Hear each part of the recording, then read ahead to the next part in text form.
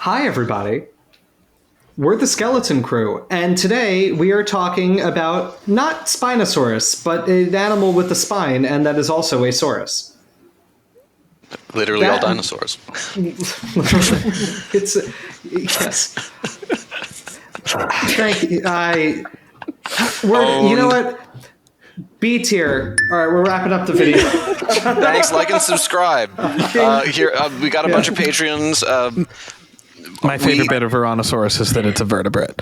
Yes. All right, by a spine, I guess I should say a sail, but it doesn't work quite as well for the joke I was trying to make. Well, it is. Anyway, yeah. For those of our viewers who think that it's likely this was an elongated buffalo hump, I would like to refer you to a field of study called biology, which should clear up any confusion on that front. We'll talk about it in the video. But I saw it in a blog. Oh my God. We're going to talk about that back too. on it later. Yes. Foreshadowing is a literary technique. So we're going to talk about all of these things and more in the video. But before we start, I should tell you something I'm not going to mention again in the video, which is that I am Dr. James Napoli. I am a postdoctoral researcher at the North Carolina Museum of Natural Sciences and North Carolina State University.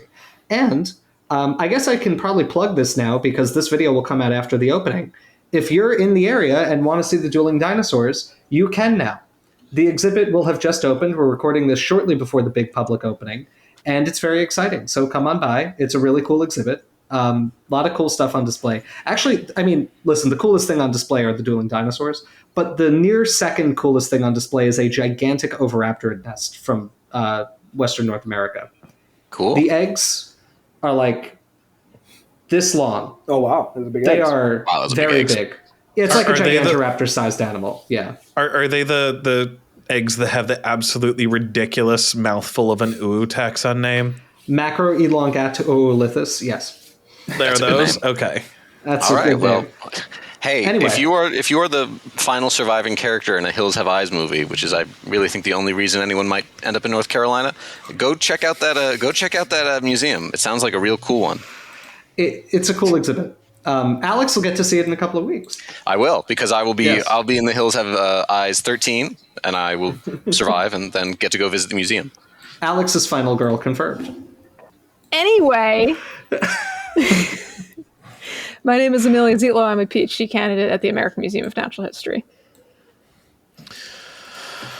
My name is Scott Johnston. I'm the vertebrate paleontology fossil preparator and technician at Harvard University's Museum of Comparative Zoology. But James, you hit on something earlier, and actually, elongated buffalo hump was my nickname in high school. I couldn't even do that joke without laughing.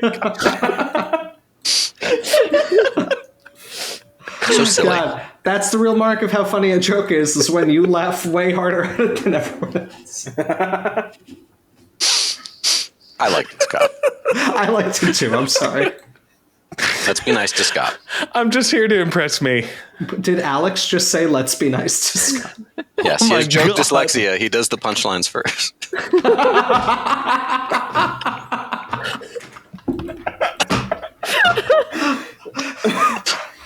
Sorry.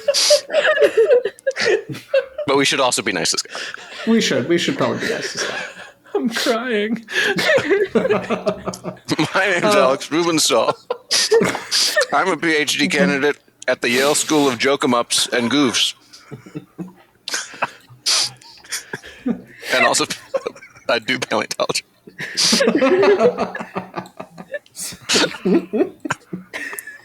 Sometimes we do paleontology here. I'm Dalton Meyer. My absence in the fossil record will be ascribed to me being an upland animal.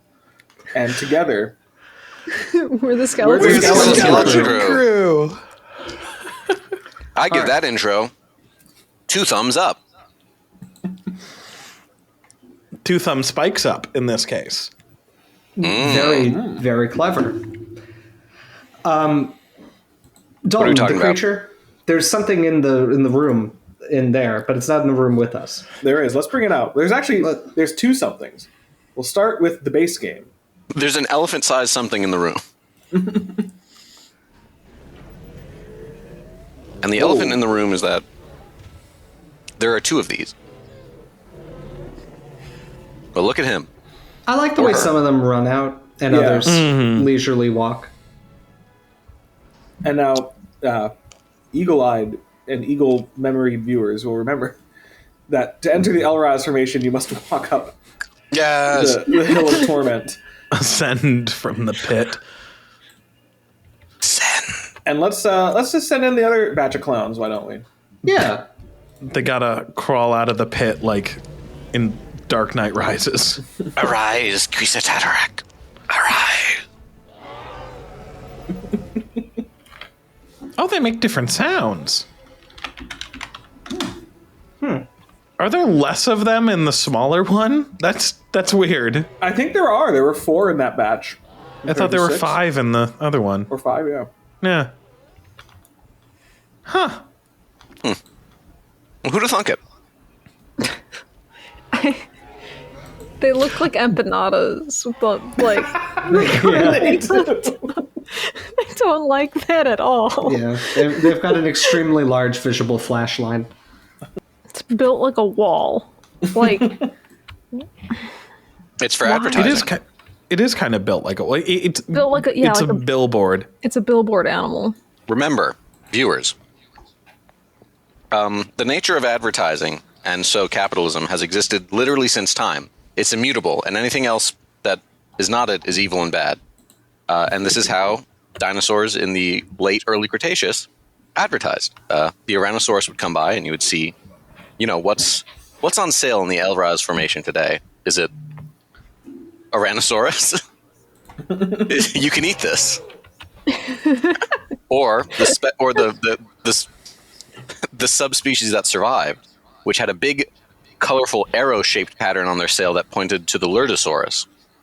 Eat that. Now that doesn't preserve in the fossil record, but we know that's true. It's the Cretaceous version of those eat more chicken Yes, ads. and that kind of selective direction is what we call the invisible hand of the market. The market in this case being Carcharodontosaurus. This is my Carcharodontosaurus. I've named it the market. But It's a shame speaking we've of, already done that. Done what? what? Carcharodontosaurus, right? Oh yes, Oh. I thought you meant name one the market. I was like, we did. No, that didn't happen. But before we talk about the name of that Carcharodontosaurus, what about the name of this animal? All right, so we did have a fight about what the name meant earlier, but that was kind of the point, in that the name has 2 meanings. So Iran is both translated as meaning valor, courage, and recklessness, but it is also the name of the desert monitor, sand monitor, Varanus griseus, which is a lizard that is alive in the area today. And Nigeriensis means from Niger, because that's where this was from. However, I will point out that there's an issue with this actual suffix here. So in an earlier take of this that we've cut, because I didn't read the article, I said Nigeria because of the extra I. I figured it was from Nigeria because the suffix ensis is what means originating from or from. So for example, I was working on an animal today that ends in Kansasensis, from Kansas. These 2 models are next to each other right now. Yeah. Yeah. Maybe we should open by just talking about the fact that there are 2 models. And everybody says one of them is better than the other, and I think everybody here is on crack. I wonder what you mean by that, because I also feel that one is better. I thought I I, will had say- a preference, and it's changed since we I started. will say recording. I like some features of both. But yes, so there are 2 models in the game. There is the base Frontier model that was first introduced in Jurassic World Evolution 1 in one of the DLCs. I think it was Claire's Sanctuary, where it was like alongside Albertosaurus and stuff like that. And then there is the one from Camp Cretaceous. Yes. And one of the things that I think is really interesting about having these 2 models in the game is that they both show different hypotheses for the main, I guess, billboard feature of this animal would look in life, namely the sail. Or is it? Yes, it is. It is. I attempted to leave that as a intrigue at the beginning, and yes. Yeah. So as we see on here, this is the Camp Cretaceous model, and it has a sail, albeit a bit of a kind of short sail. If anything, it's a little strange given how the fossil looks. That it looks like they extend the trunk of the body up, they make it tall. The actual sail itself looks shorter in proportion to the height of the entire body than the fossil would suggest. The animal is also very boat shaped. Have you guys seen on Twitter recently, there's been this discussion of that trend in the 1800s to draw animals as very square? No. To show the health and vitality of the person's livestock? Yeah, I feel like this was designed under similar. Oh, whoops. Look upon the girth of my Ouranosaurus, ye mighty in despair. Yeah, actually, I think they've chumbied it up. Yeah. This guy really gives the please more oats, brother, stuff where they have the huge square bodies and the tiny heads. Because that's actually something I really, really dislike about the Frontier one, is that the head is so small. Yeah, but that's just how the animal is. No, it's not, though. Yeah, I'm looking at a skeleton right now. This is not bad. Yeah, no, Scott, please look at the skeleton. The head is. I was just the head's thinking really about low. it, because I'm looking at the Camp Cretaceous one, it just looks wrong. Versus this one, it's it looks stupid, and I don't like that they did not do the sail thing. But at least the height of the body is correct. Well, the sail is in there. It's just meted the out. size of the skull. The head's way too short. I'm not looking at the. Yes. Oh, The size of the skull is actually a possibly juvenile character, and this is a young Camarasaur, I'm going to say. Oh, I see. That Is makes it? sense. The skull is a little bit, it should be a little bit longer, I think. I think the skull is just overall much better in the Camp Cretaceous one. I agree. I disagree strongly. It's longer. And hate it has the middle protuberance. which should not be nearly that large or It doesn't positioned have that a far weird back. keratinous plate. Mm-hmm. It looks like it. Oh god, it looks awful. I'm gonna be straight up. The Camp Cretaceous one looks like you took a Ouranosaurus and you made it a sex toy. You stretched it. This is a blow-up doll version of this animal. It is. The head is stretched though. It having a long head is a diagnostic characteristic of Ouranosaurus. Genuinely is. It's the longest head of any non-hadrosaur ornithopod. It's a specific characteristic of Ouranosaurus. No, okay, so fine. Length of the head, I'll give the edge on this, but I think the design of the head is generally worse and uglier. Also, the neck is far too long. If we were willing to dunk on my beloved Centausaurus for having a neck that is slightly too unchubbified, I think we need to address that the neck here is anatomically just twice as long as it should be. Also, if we pause and look at the skull of... Yeah, please zoom in enhance, Dalton. On which one? On the Frontier design. Dalton, I demand you make the noise. Excellent, thank you. So I don't like the keratin faceplate design, but I do like the way that the beak is kind of expanded downward and out, because based on our preservation of ornithopod skulls and their beaks, the beak didn't just come out as a flared duckbill, it would have come down and wrapped around. The bump on the head is, I think, more correct in size and placement here. It should be decidedly in front of the eyes, not almost over them. And I think the bump is way too pronounced in the Camp Cretaceous model. And the shape of the rest of this animal's body is, I think, more correct, but I think the torso in general should just be a little longer. But this odd circular horse. It does give horse. I would say that both of them are too short, overall, especially the Camp Cretaceous tail. It's so That's weird. They gave the man a Pyga style. What's going on here? Like, Yes. Scott once again retreats to the coward's refuge of centrism. Both have silly tails, actually. No, wrong. Well, let's be kind to Scott this episode. said Alex. I don't think that part's still in the video, so they won't know. It's not. Yeah, they won't know that Alex said he would do that. I'm just trying to find. Are their hands silly? Specifically the Camp Cretaceous one. Let me find one that's not in the water. Hang on. The Ouranosaurus in the water. We're in the Suchomimus glade. Hang on here. Oh, and now it's in the tall grass. Tremendous. Did you try telling it the line from The Lost World? I did not. Here's one on the beach. Nicki Minaj.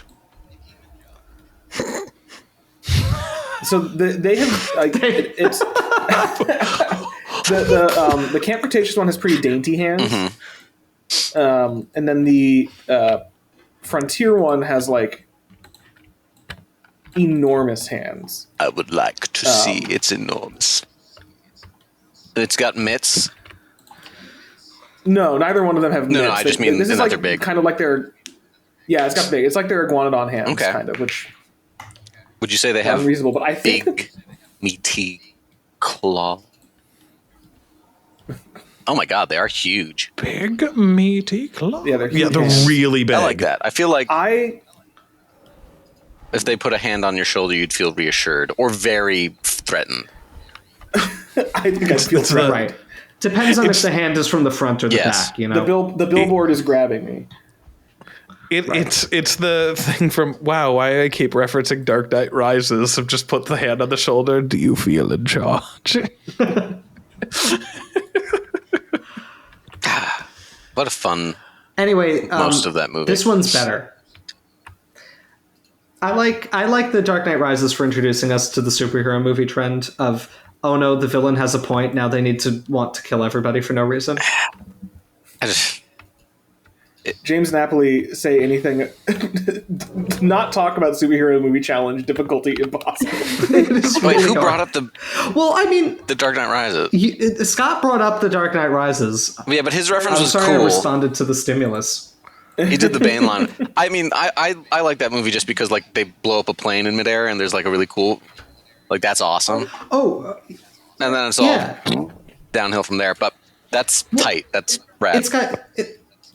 It's got a lot of good moments. I wish they hadn't written a script that was like a pretty incisive criticism of a lot of modern culture, and then be like, now Bane also wants to nuke the city. Yeah, no, it's Christopher Nolan's politics in those movies are weird, especially like seeing that Oppenheimer was fairly thoughtful. Anyway, you know what's cut from The Dark Knight Rises? A scene with Ouranosaurus in it. Transition back.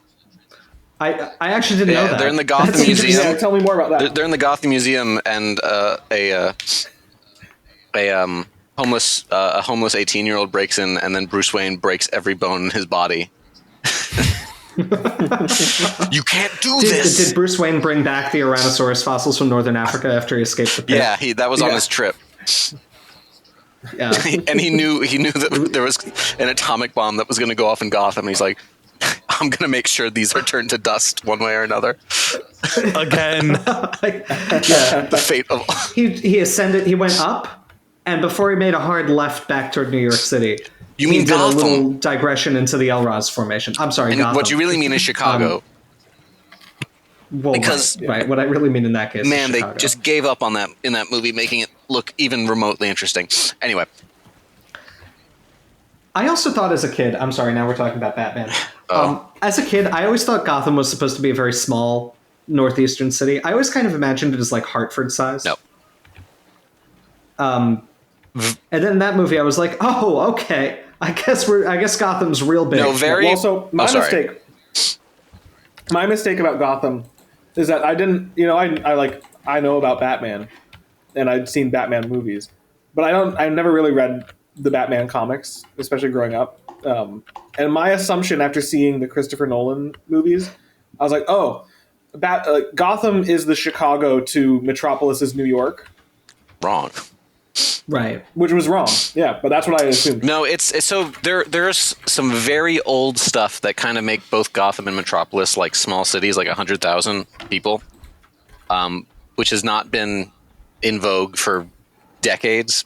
Also, Gotham is in New Jersey canonically, which makes a lot of sense. Well, right.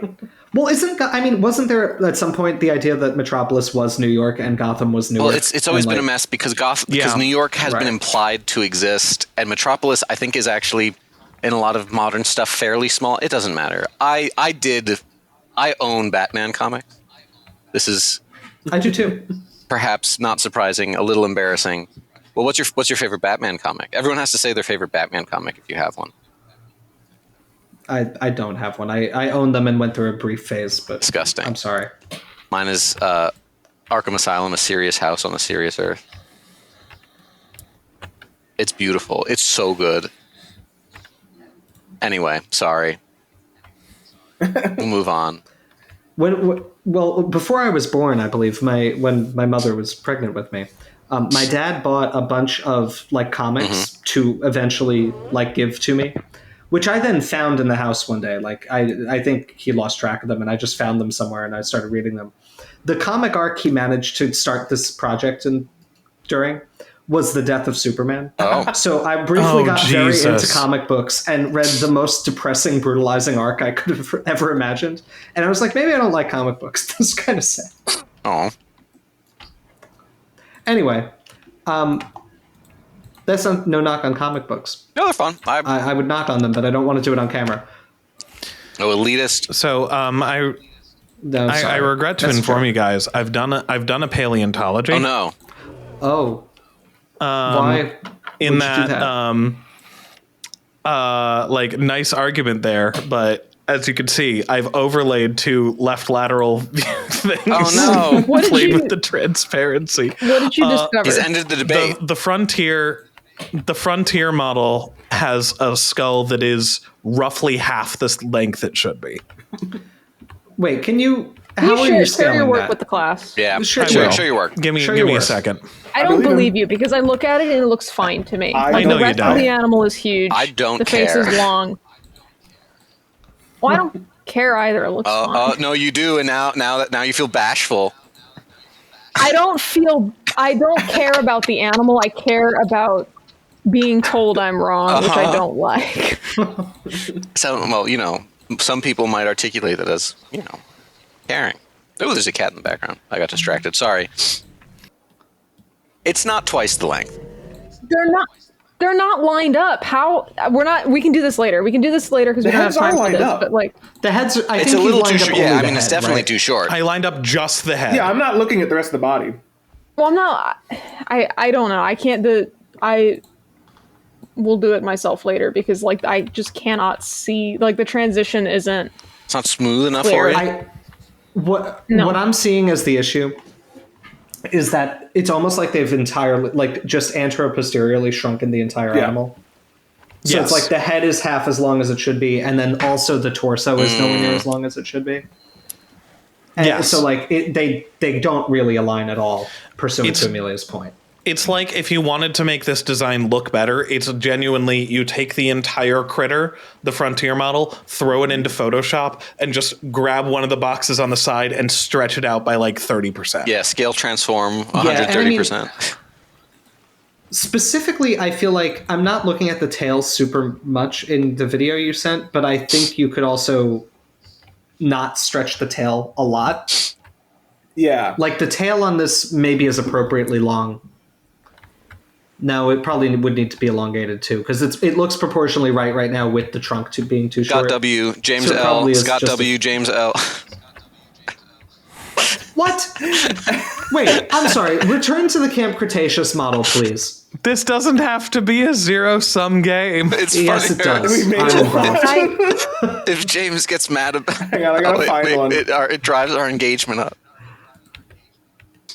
No, I mean, but yeah, This is I a mean, the rage skull, bait video. like, undeniably, Scott is correct. I'm watching not it gonna continue fade to have in this front of my fight. eyes. It's I just don't that see the same fate. I can't believe how bad the Camp Cretaceous model Okay. looks, though. Hey, we have like a few other things we wanted to talk I don't about. think it looks that bad. It's not good, but There's good and there's not good. This is not good. yeah, but I also think the frontier one's kind of not good. Have we considered that it's just a bad animal? Well, that's what I think is a big factor, is that this animal is weird. And I think the other big factor is they keep, like, both models are trying to put Ouranosaurus on a hadrosaur frame. Is that so? Yeah. Although, but I do think it's. Sorry, Scott. Continue. I was just gonna say, is that the case? Because like, this is one of the only ornithopods that's actually like walks around on all fours. Let me clarify. I was going to make that exact same thing. I don't mean rigging wise. I don't mean they put it on the hadrosaur model. I mean, like, in the broad sense, they've reconstructed it as if it's a hadrosaur. Well, Right, and it's a different kind of animal entirely. that's a good lead into possibly phylogeny, though. Oh, Yeah. what different kind of animal is it, Alex? Well, God damn it.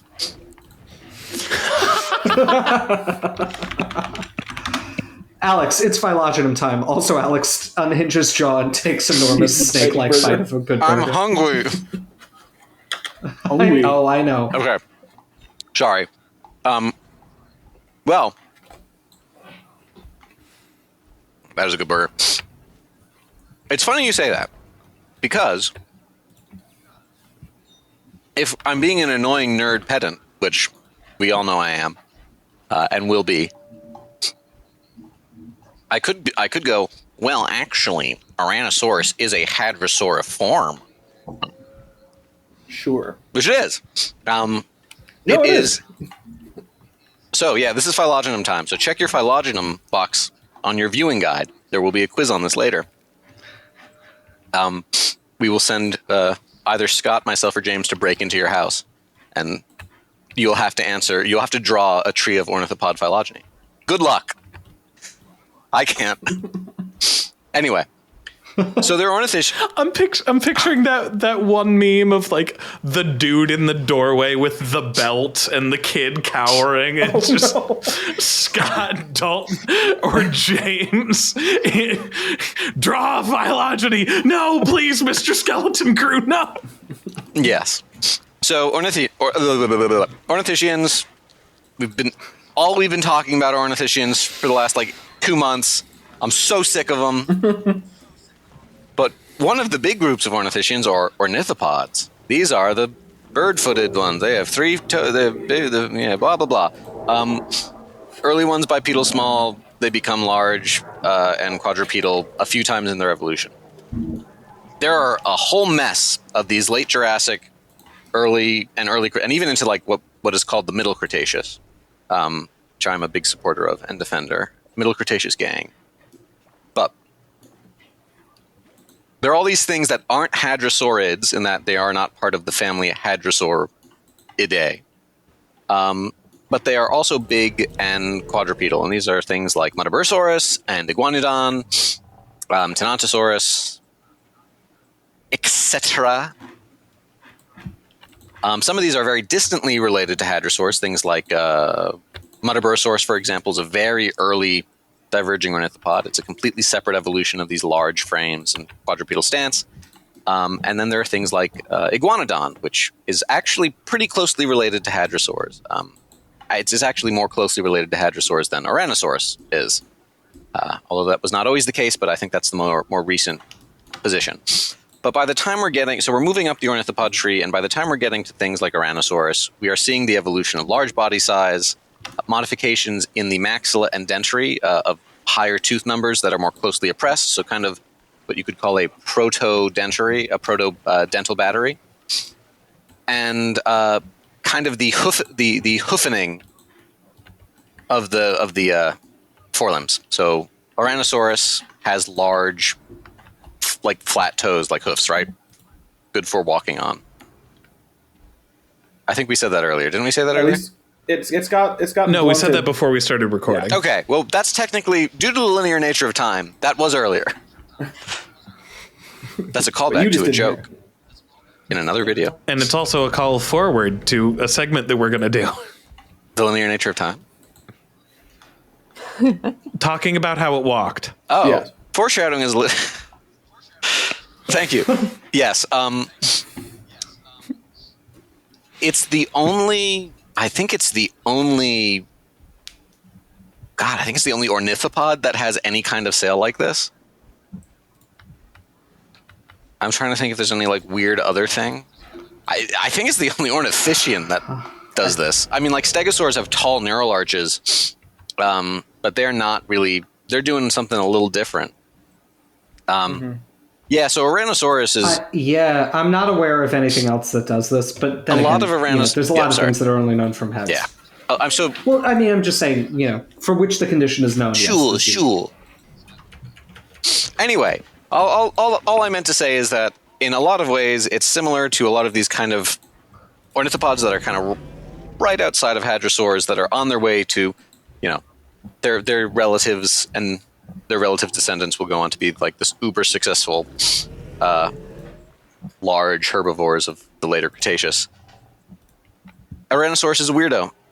And just like it's got a tall back for some reason, and for reasons that I am not aware, like no one has explained to me. For some reason, this region of the world is producing things with tall backs. At that time, it was fashionable. Why the tall back?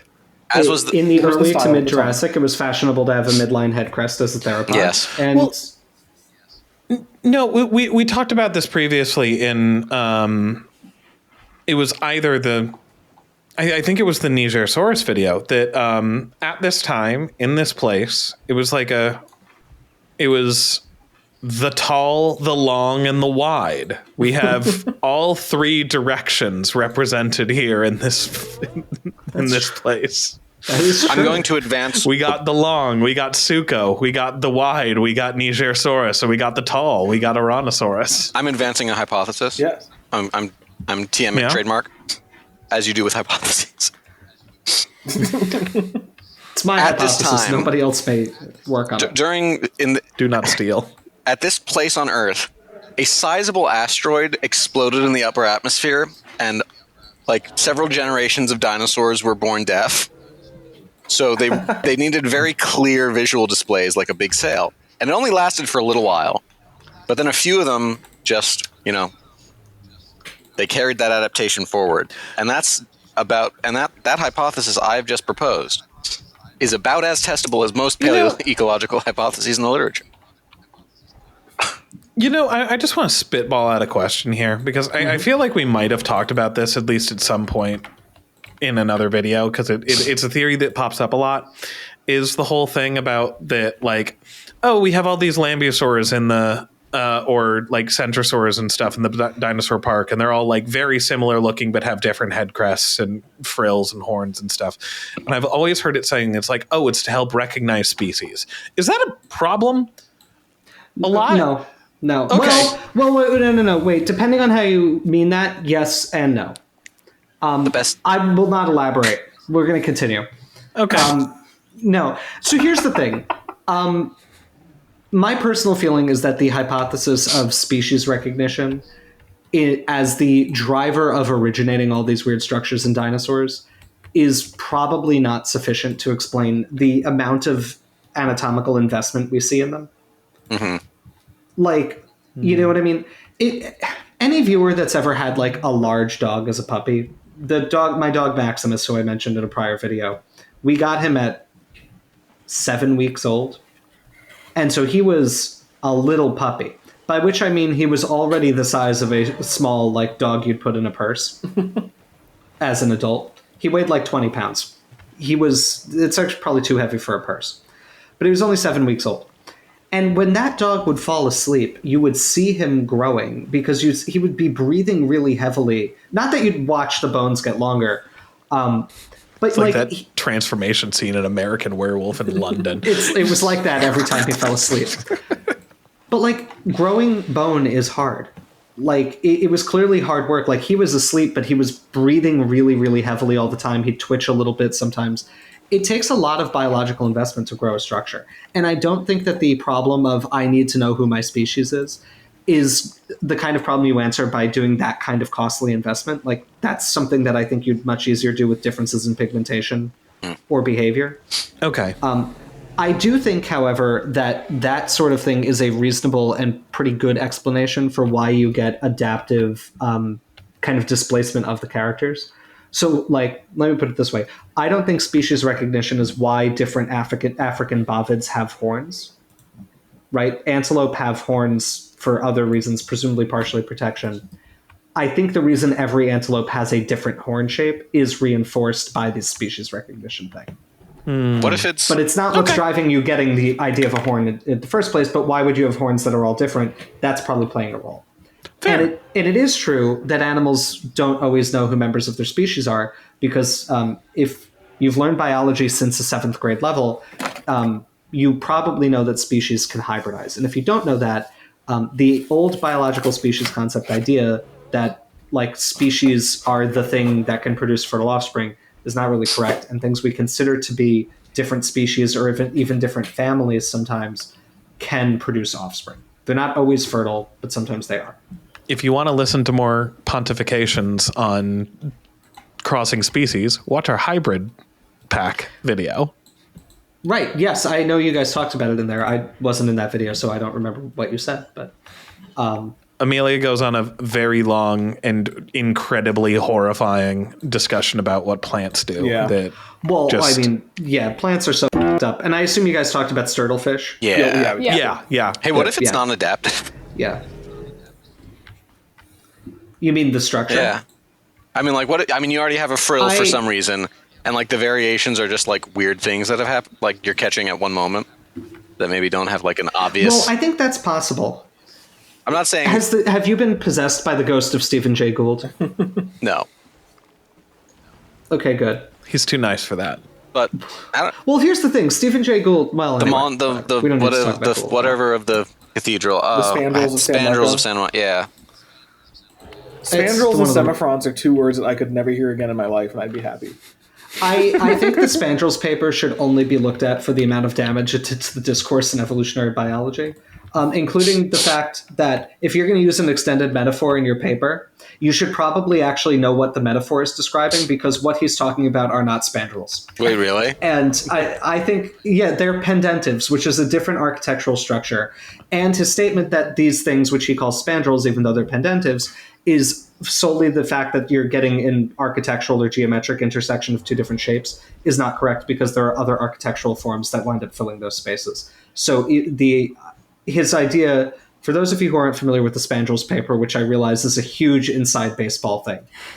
Shit. This is the most inside our baseball's ever been. What, are you looking at it? No, I'm looking at what Amelia shared. Oh no, what did she share? The problem with the model, which I was suspicious of, is that the arms are too big, and I think that was skewing the scaling. If you scale it to the hind leg and the rest of the body, the skull is fine. Wow, that is interesting. The mandible's a little deep. I am not crazy.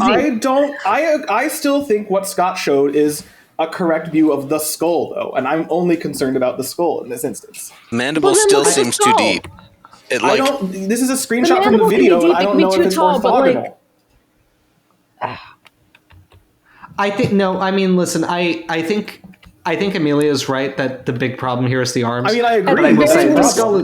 At the very least, I want to justify why I reacted the way that I did, because this is what I see. I see a skull that is roughly the same length. It is not half. I don't know where that came from. I don't know where that whatever accent I just had when I said half. I don't know if that's the East Coast getting to me. Your New York's getting to you. No, I see what you mean. Next, you're going to be talking about Triceratops species, and you're going to say it's Triceratops haridus. Haridus. No. But no, I see what you mean. The eyeball is lined up. I'm not saying the shape is right, but it is not too small. I think, in my opinion, from the way I have viewed this and the way I tried to get the best flat lateral I could to match the mount. If you scale the rest of the body and ignore the arms because they're wrong, I think everything else lines up. I think what we can really learn from this is nothing about Ouranosaurus, and just that lining up a picture of a skull next to a skeletal someone drew is probably not an exhaustive enough way to figure questions like this out. First of all, it's not a drawing; it's the mounted skeleton. You know what I mean. The drawing in this case is is the art, whatever. I know what I saw, and I had to prove You, it. with a straight face, told me 20 minutes ago that you did not care, and you have been on your computer. I told you I didn't care about the animal, but I cared about being right. You have been on your computer, probably in an Adobe app, being like, "Oh, Scott has no idea what he's." I'm not mad at Scott. I'm trying to make sure I'm not insane because all four of you told me the skull was half the length, and I thought I was said going no such insane. thing. I think half is a bit of an exaggeration, but it's too short. Wait. I think I've identified the problem. Are you guys talking about height or length? Oh my god. Length. Oh my god, then I don't get it. It's not. Wait, no, I think I've identified the problem. It's a proportional thing. It is. I think what Amelia has demonstrated here is that if you scale the whole skeleton of the mounted skeleton to the animal as modeled, the length anteroposteriorly of the skull is pretty much right. But the skull of this animal in real life is much flatter relative to its length than the model is here. Which is what I think I demonstrated in the one that I just threw in there, which is I lined up the tip of the snout and the orbit on there. So you're talking about height. I think Amelia.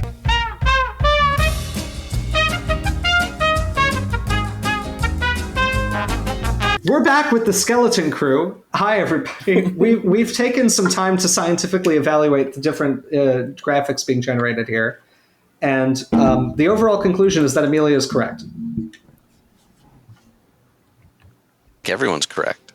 And to elaborate on that further, the problem with the skull shape, just to summarize, because I have no idea what's being cut right now or not, and I'm not sure if this is going to be vocalized in the video.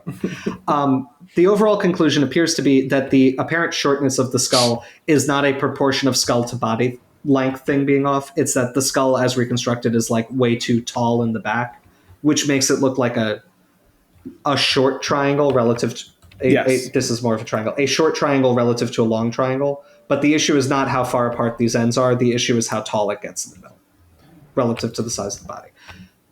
And I think, Amelia, you also identified the issue with the arms, right? Which do you want to just say in case we don't have that?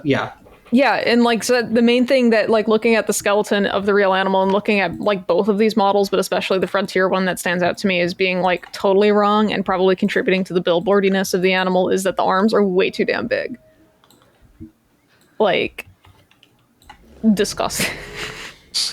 Disgusting. Yeah. I mean, it feels like these are just the iguanodon arms, more or less. Yeah. And then, like I was mentioning, I think again, not on a hadrosaur rig because it is walking around on all fours, but hadrosaur head instead of Ouranosaurus head, which is I think the biggest issue. It is proportionally the right length. My brain refuses to see it that way because it's so tall in the back. The shape is wrong. Yeah, the shape is just wrong. Yeah. Well, I mean, it's an interesting issue, I think, for how this is something we confront as paleontologists all the time to make this a teaching moment, which is that if you have change in multiple dimensions, it is often hard to calibrate what part is actually changing.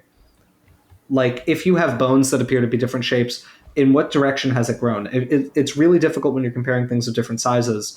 And, I'm working on Tyrannosaurs. The proportions of the skull are a really important part of what we do, right? Because Tyrannosaurs get long snouts sometimes, and they get deep snouts sometimes. But is a shallow snout long, or is it just not deep? Is an issue we deal with a lot. This is one of the reasons that I like using modern digital data sets, because you can actually scale things to the same size and understand how they're proportionally different. But I think the fact that this was actually something that a group of paleontologists could spend a while trying to wrap our heads around is a good indication of how difficult it is to work with morphological data sets, and how you really need to do some careful controls to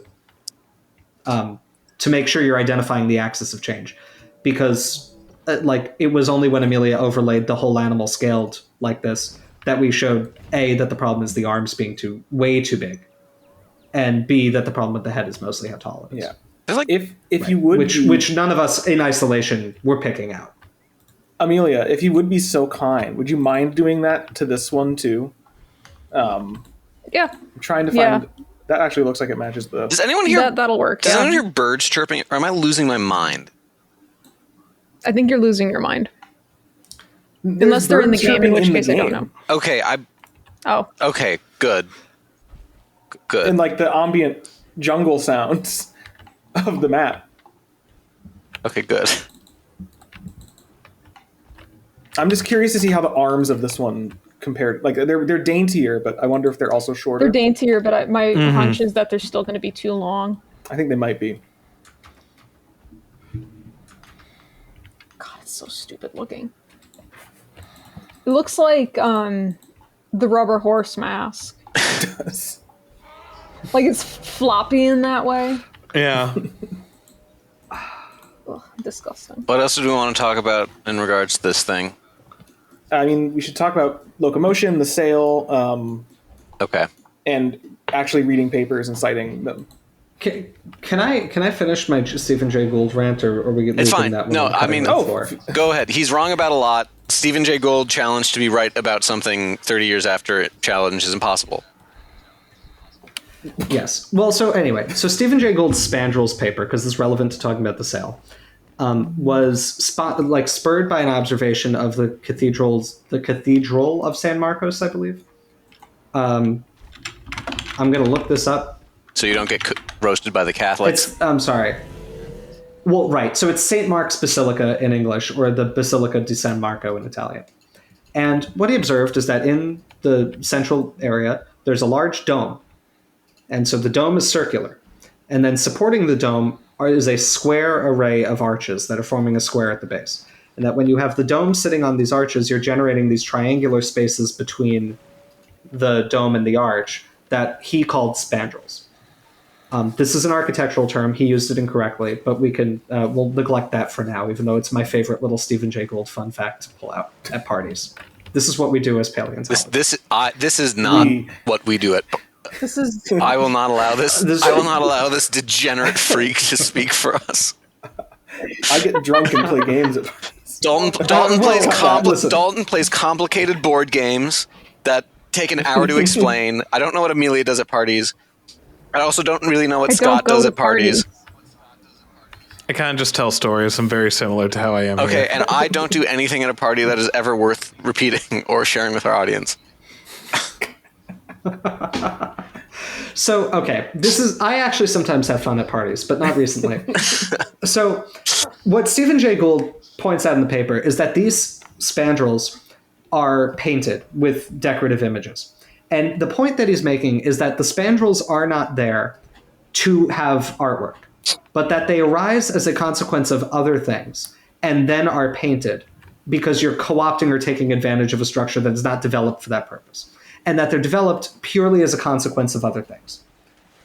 This paper is assigned reading in almost every undergraduate biology class. And for some reason, what's never assigned reading are any of the papers that are talking about why it's complete horror. These include multiple points. One, those aren't spandrels. Those are pendentives. Spandrels are a different kind of thing. And I think it's just very funny that Stephen Jay Gould opens the paper with a quote from Candide. So his paper is incredibly self-important. And then he doesn't even look up what a spandrel really is to anchor his entire argument on. More to the point, there are other architectural solutions of joining the dome to those arches. And that means that his argument that is the only way you can do that is wrong. Summarizing very, very much, I think the idea that any structure you see should be looked at from a how can we justify this being non-adaptive lens is not a great way to approach bizarre structures like this that are incredibly costly. And I have mostly heard, maybe it's just a spandrel, being used mostly to dismiss inquiry into abnormal structures in the fossil record that I think are worth investigating, more than I have heard it ever actually saving us from an overly adaptationist explanation. Is it possible that the paleontological equivalent is it's a display structure? a little bit. Yeah. I think. Yeah. Oh, obviously. I mean, I think that I think that we're all looking past what is, I think, the most obvious explanation of why it has a sail. An environment where like Spinosaurus and stuff exists. Well, I mean, it isn't found in the same formation, but like similar time, similar place. I think that this is just a perfect example, and I think the only example in the fossil record of a dinosaur showing Batesian mimicry is it was trying to look like Spinosaurus to scare off So it's got a long predators. head. Scott, I know you're That's why it has a long laughing head. when you said that. That's why it has a sail. But when you were setting that up, my brain was like, oh God, wait, what if though? I'm not discounting it out whole cloth. Neither am honestly. I subscribe to this line of reasoning. It's not impossible. It'd be cool. It's got a weird, doofy little midline head thing. It's got a long face. It's got a spine. Confirmed. It's got That kind would of be strange very funny. proportions. Or what if it's the other way around, the even dumber way, where it's Spinosaurus trying to lull all of the other dinosaurs into a false sense of security? I was just thinking that. What if, like, this does not look like a particularly bright animal? It's probably pretty easy to trick. If you just put the same thing on your billboard that it has on its billboard. We're so good at science. Yeah. It's just wandering over. It's like, oh, the wolf in sheep's clothing. I see large billboard with color. Okay. Hey, It does look very but stupid. what do that sail do? Transition. It's probably a display structure. No, I want one more point. Okay, fine. Is this not that I believe this is a real shape, but also I am not an expert on these animals. Is this evidence that the Spinosaur sail was M-shaped? Because if one of them is mimicking the other, M for mimicry. this is the dumbest thing we've ever said. Please do not draw this. I don't want to see this. Do not let this become a paleoart meme. or I Doing will this lose my entire has mind. only all you have done is assure that someone will draw this by requesting as you have. The harm we History cause. will show that I told them not to do it, and so The Streisand effect has always worked, and that's why. History will show nothing Remember of that? It'll be like the end of Oppenheimer. transition. It'll show nothing because no one cites their sources. No, we're transitioning. Oh, yeah. We're transitioning to the sail, greatness. and then we're doing that. Anyway, hey, Jimbo. Hey, everyone. I'm gonna play a character right now. I'm wide-eyed and excited about science. I've seen a lot of. Hi, I'm. What's a name for like a rube? No, but like not in the like just like a gullible but well-meaning rube.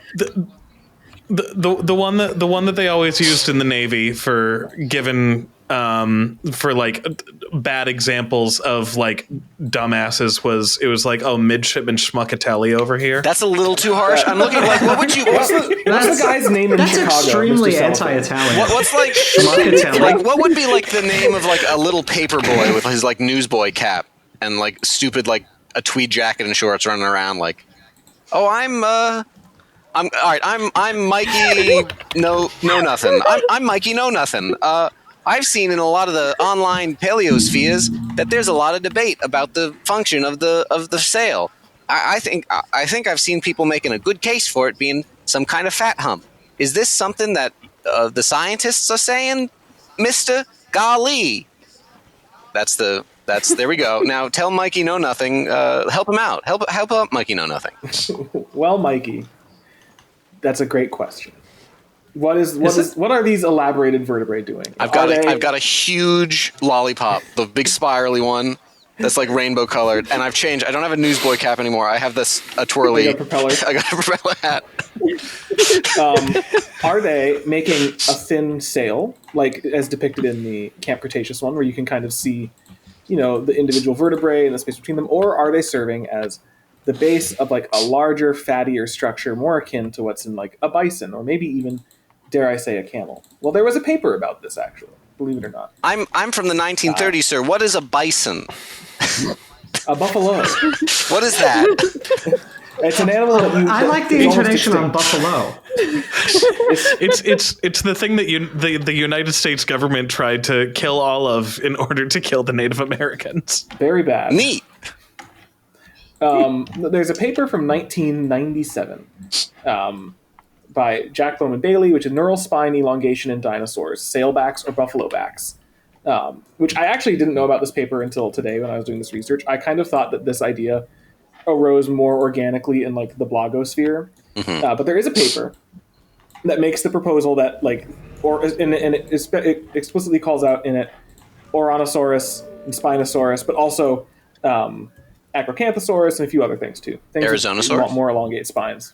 I don't think it mentions Arizonosaurus. I don't know if that. I don't know if that was known yet. I don't know if that was known yet, and it may also just be That was relatively recent. just be dinosaurs. But anyway, this paper, sailbacks or buffalo backs, is focused on dinosaurs, and it compares dinosaurs to things like the bison of today, and to things that we really suspect had a thin sail of a skin membrane like Dimetrodon. And it makes the observation, the very valid observation, that in things like Dimetrodon and Edaphosaurus, these are synapsids, they're on the mammal side of the amniote tree, that have sailbacks. The long vertebrae, the long neural arches of the vertebrae that come up, taper. They're like a rod, and it tapers to a point. Whereas in Spinosaurus, and relevant to this video, in Ouranosaurus, the vertebrae are flat and wide, and they don't taper. In fact, they get a little bit wider, and they kind of flatten off at the top, which is much more similar in very gross appearance to what you see in like a bison, which does not support a sail. It makes that argument based off of these measurements, and it does. The paper compares various measurements, and is more favorable to a humpback hypothesis as opposed to a sail hypothesis. This is all interesting, and not an invalid interpretation to make based on the gross morphology of these bones. I would, however, then caution viewers to take a look at the crested chameleon, which is a living reptile that has a sail, and its vertebrae are small because it's a little lizard, and they're more thin because of that. I think purely just because it's a smaller animal, but they also are broad, and they broaden out, are flat. They don't taper like a Dimetrodon, but you do see a thin sail. It's not like a big thick hump, and I think it's important to discuss when we're talking like sail versus hump how reptiles tend to store fat in their body compared to how mammals tend to do it, which isn't to say it's an absolute rule and that things like far removed from any living reptiles might have broken that rule. But in general, reptiles tend to store fat like around their tails. They don't have as widespread of subcutaneous fat as mammals do. That's a special thing that we do. And so the idea that these structures are supporting that they're supporting like big fat stores isn't really in line with what with how we think of reptiles storing fat and what we know about reptiles storing fat from modern reptiles. The real, I think, thing to do would be to actually investigate it histologically, like they did with Amargasaurus and its neural spines, and try to assess kind of what is the nature of the tissue that is surrounding these neural spines. But I think a safer null hypothesis, despite the fact that these don't look like the sails of Dimetrodon, that a safer null hypothesis for these dinosaurs is that there is thinner skin, a sail, as opposed to a hump. That's my take. But there is a paper that supports the hump idea. That is also my take, Dalton. I remember there was a time in my life as an undergraduate where the Spinosaurus reconstruction had just come out. And I was talking to my dad about it because my dad's an engineer. And he mentioned that it was kind of in the reconstruction built a little bit like a suspension bridge. And there was a time where I really wanted to do a research project kind of showing that there's some sort of mechanical thing going on with Spinosaurus' sail. Like if you've got connective tissue all over the top of it, that if the animal's like kind of lunging down, it may be elastic recoiling its spine back together, or not back together, but like, back up from a deflected position, which is a thing that ligaments do, by the way. That's not crazy. Like ligaments and tendons especially work as biological springs. You'll notice if you drop a turkey, I know based on the research done in the turkey dropping lab at Brown University, which is not what it's such called, a but it's funny what thing. it does. Listen, the purpose of a machine is what it does, right? The lab was not called the turkey dropping lab, but it was the turkey dropping lab. I don't want to interrupt, but I briefly, before you said that it was a lab there, I was briefly thinking of the Mythbusters episode where they also have their own turkey dropping machine, except they drop it on a replica small dog to see if it would kill it. And it certainly would. Frozen turkey, if memory serves. It Yeah. was frozen, yeah. I think they did frozen and thought it didn't matter if it's like a small dog. Like, turkeys are heavy. Well, so The moral of the this story is is get the dog out of the kitchen. well, this is a living turkey that they're dropping. No, to be I clear, know. we're not taking supermarket turkeys and just pick it up like a medicine ball. And, As someone sits in the room. I've been rewatching Mythbusters lately. I haven't gotten to that episode yet, but I am very much looking forward to it. 'Cause it's you just have the horrible. PI in the corner with a clipboard, like, oh, very interesting. It did dent the floor. Yes. And so what they do is they stretch their legs out really far, and they drop kind of toe first and accommodate the force by slowly achieving contact with the ground, letting their joints kind of fold and bend and stretching their tendons. What that's doing, if you're familiar with physics, you may know that F equals ma, with A being acceleration, m being mass, and F being force, which means that if the animal doesn't want to hit the ground with as much force, they can try to absorb the impact by extending the period of time they're decelerating for, which is necessarily making the acceleration term smaller. So you're accommodating a lot of that force in stretching your tendons. So my idea was that there's like an elastic recoil thing going on with Spinosaurus' sail. I'm comfortable sharing this idea in this video because I don't think this is what's going on. And I didn't wind up pursuing that research project because there's not evidence of a lot of big muscular soft tissue attaching anywhere but the base of the spines. Now, granted, it is a little bit higher off the spine than it would be in an animal without longer, or it's higher off the base of the vertebra than it would be in an animal with short neural spines, but it's not much higher. And it does look like there's not a lot of good evidence. Like, I don't think there's any Sharpie's fibers or rugosity that would indicate the presence of some sort of extensive and very firm soft tissue structure.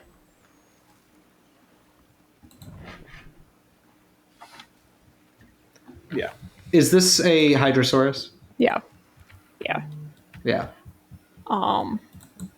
Oddly, it's hard to get good picture, or there's like a lot of skeletons where the sorry, for context, viewer, I've been sending pictures of sail-fin lizards in our chat because they also are reptiles with sails, and the little neural spines are so thin that in a lot of the skeleton images you can't actually see them. So I was really confused at first. I'm like, oh, is that really all no, it's not. I found 2 other pictures that actually show that like they've got these really long, thin spines. Yeah, no, I mean, the other problem I have personally with the hump hypothesis is, like, first of all, like exactly like Dalton said, like, reptiles don't store fat like mammals. It's why I have a vendetta against chubby whale mosasaurs, because they just don't do that. But the other thing is, like, in things like bovids that have huge, heavy heads that they need to hold up, that's why they have a big sail of vertebrae back there.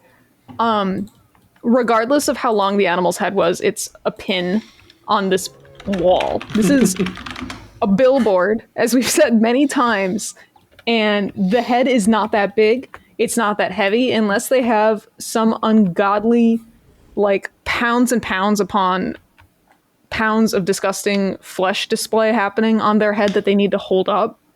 I don't think that that's what's going on. But yeah, exactly like everybody else has said too. It's like you need to do histology on it, like a Margosaurus, to actually get a handle on what kind of tissue seems to be attaching there. But I'm also in camp. It's a sail.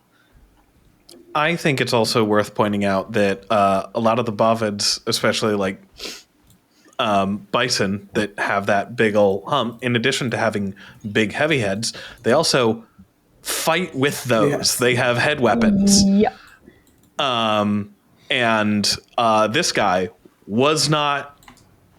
did not have horns, wasn't locking horns and stuff. So Hornless and Hia. wouldn't need to be able to, using only its neck muscles, flip over another Ouranosaurus.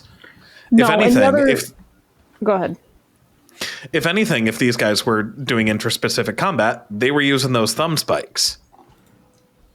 Presumably, on their right. puny little arms. Mm-hmm. The other thing I'm noticing on the bison is, which I think we kind of mentioned, is like kind of a swelling that happens dorsally on those vertebrae that this thing doesn't have. Well, and right, that's kind of what I'm talking about. Like, that's clearly the attachment of a very, very large ligament. Yeah. That's being pushed up high. Mm-hmm. And that kind of line of evidence is one of the reasons I wound up abandoning that project idea. Which at one point in a past, kind of a past version of me, I wanted to make my master's degree back when I was much more interested in functional morphology and dinosaurs than I am now. Yeah, namely, I'll say, to kind of put a cherry on top of Amelia's point there, that like, if you were to look at the spine of a bison and the spine of a Spinosaurus or Ouranosaurus next to each other in left lateral or whatever lateral, they look superficially similar, but that swelling at the top of a bison one, it's more three-dimensional than that. It's not just it gets wider when you look at it laterally. There's a three-dimensionality to it that is not on the vertebrae of these dinosaurs. Right. It's forming what some dinosaurs actually have. It's forming a spine table. Like that's a thing that happens in some theropods where the neural spine is expanding in all dimensions and it kind of makes a platform. I think Dinocyrus is actually an example where that happens. And so the sail of Dinocyrus, which is usually depicted more hump-like, I think is much more plausibly interpreted as being some sort of muscular support for an extremely bizarre animal. Mm-hmm. It needs all the support it could get. Look at him. Yeah. Mm-hmm. Well, speaking of support, why don't we talk about how... That's a good segue. Thank you. Why don't we talk about how, as Alex mentioned earlier, this is the only kind of like hadrosaur adjacent dino in the game that they depict as an obligate quadruped. That for everything else, they either have the Lambeosaurians, which are depicted as, I guess, facultative quadrupeds, where they'll go down. They're like kangaroos. They'll go down on four legs when if they really need to. If they really need to, but otherwise they walk around on the two legs. As we talked about in the Corythosaurus episode, which was last week, where we talked about the demon spawn that is the walking kangaroos. Or they're like the Saurolophine hadrosaurs and Iguanodon that are facultative quadruped or bipeds, where they'll walk around on four legs pretty much all the time, but when they really need to get going, when they gotta skedaddle, they tuck up those front legs and they run on the hind legs. And this guy gallops like a weird long billboard horse. And oh my god, I'm so sorry to interrupt, but you know what I said last week in Corythosaurus about what animal it was shaped like? I was wrong. This is the haunts. It is. Just pull it from all four corners, but not the head. Mm-hmm. Leave the head there and pull the rest of it from four corners. Good lord. I'm sorry, continue. So I bring this up mainly because, like, otherwise it would be kind of like just an interesting little, like, oh, it's weird that they chose to do that for this critter. But in recent years, it has become in vogue to depict Ouranosaurus as primarily, if not an obligate biped. Namely, in Prehistoric Kingdom, in one of their more recent updates, they added Muttaburrasaurus, Spinosaurus, and Ouranosaurus, and Carcharodontosaurus as well. But for Ouranosaurus, they have it on the same rig as Muttaburrasaurus. And as we talked about in the Muttaburrasaurus episode, Muttaburrasaurus is a more basal animal than Ouranosaurus is here, it being a Rabidontian? Muttaburrasaurus? Yeah. A Rabidontomorph of some kind. Rhabdodontomorph. Okay, it was more. I don't remember exactly what that name is. Well, no, I think there is like a and- group in that is like rhabdodontids, but I don't remember like the further distinction. So you're fine. Fair. It's a rhabdodont. And Omorph. Omorph. Sure. Everyone knows what he means. And Alex, you interrupt me to correct me if I say something like fish, not including the rest of tetrapods. Yeah, because it upsets you. Oh, that's a fair point. Well, I did that because it would upset Scott. Well, yeah, but that's not fun. That's not funny for me. I see. have to- I Right. have to- Anyways, Yes, sorry. it has to be me. anyways, so Muttaburrasaurus has been also more recently depicted as being more primarily bipedal. Like if you watch like Walking with Dinosaurs and stuff, they kind of just depict it as iguanodon with nasal issues and has a big old weird inflatable thing. But nowadays it's way more like you see it in Prehistoric Kingdom or in Jurassic World Evolution, where it's bipedal pretty much all the time. And I thought it was a really interesting choice for Prehistoric Kingdom, a game that for every other animal, just go like, this is the canon depiction of this animal. I cannot imagine it looking like anything besides what is on screen in this game right now. That Ouranosaurus was the first one that I looked at and I was like, huh, that's different. I'm not sure if I agree with that. And I think I might have mentioned this in a different video or something, or I might have just mentioned it chatting with you guys. That I think that it's a testament to how well researched that game is. That my initial gut reaction upon seeing that design was there must be some new work out there that I'm not aware of. That is showing that Ouranosaurus is bipedal. I immediately thought that I was wrong and not the game was wrong. Wait, Scott, I'm sorry. I just have a question. I'm looking at a screenshot from the game that seems to be showing it on all fours. It's if you play it, it is almost they walk sorry. around. It is also from 2019. It may be an old version. Yes, that's an old one. Sorry, never mind. That's an interesting thing as well. And that actually kind of goes to show this even more. In early concept art of Ouranosaurus, it was quadrupedal. And now in the, well, I guess kind of sort of release, in the playable version of it, it is mostly bipedal.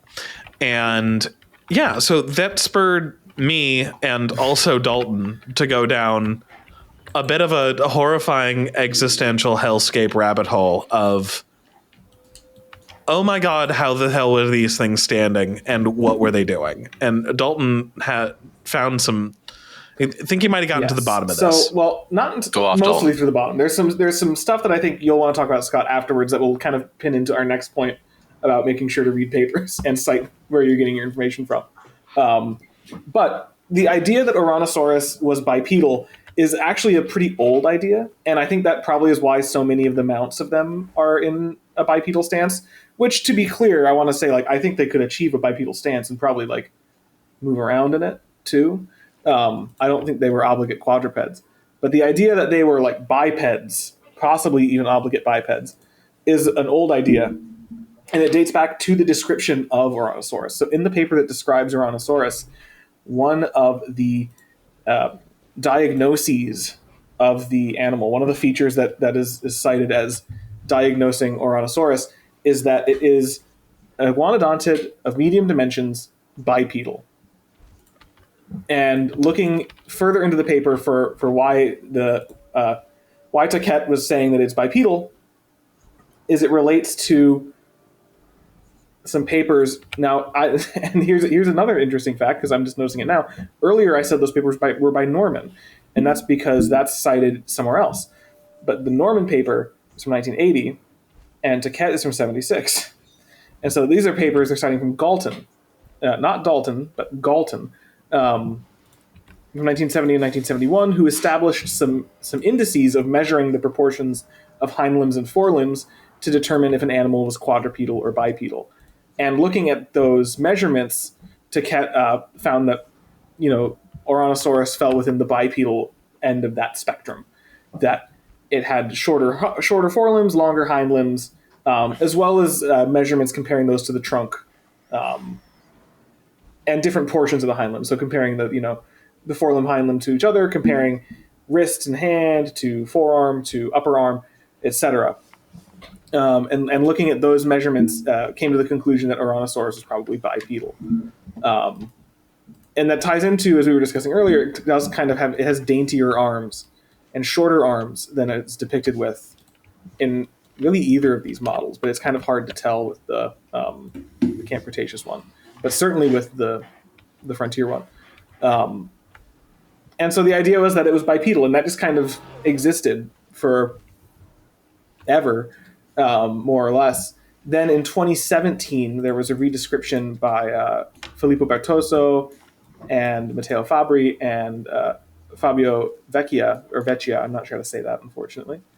It would be, I think it would be Della Vecchia.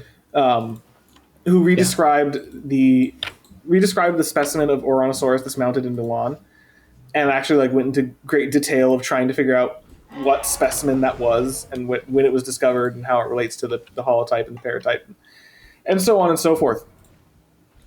And beyond all the very interesting historical work there, they also amend the diagnosis of Ouranosaurus, because the diagnosis that was put forward in 1976 was very much one of its time, and there was not a lot of comparative material of animals like this to work with in 1976. And we've got a lot more now. So they were doing comparisons, and they were evaluating everything that was said in 1976, say, hey, is this a good diagnostic feature or is it not a good diagnostic feature? And one of the things that they note is they're like, okay, well, bipedal. So, this thing was described as bipedal, and then they go on to cite the Norman 1980 paper that I mentioned earlier, which also looks at these indices of forelimb, hind limb length and various body proportions. And they note that according to the numbers from the 1980s, this is actually very similar in all of these various values to Edmontosaurus and to Mantellisaurus and Lambeosaurus. And those are animals that we now think of as being predominantly quadrupedal, but occasionally not, unable to assume a bipedal posture. And so they seem to come to the conclusion that this animal is probably quadrupedal with the capacity to be a biped, much like Lambeosaurus and Edmontosaurus and Iguanodon. And they point to the fact that, as Alex mentioned earlier, and I don't know if there's going to be one cooperating to see this one's coming out of the water, that the hands... Being difficult. These aren't tremendously well modeled, unfortunately.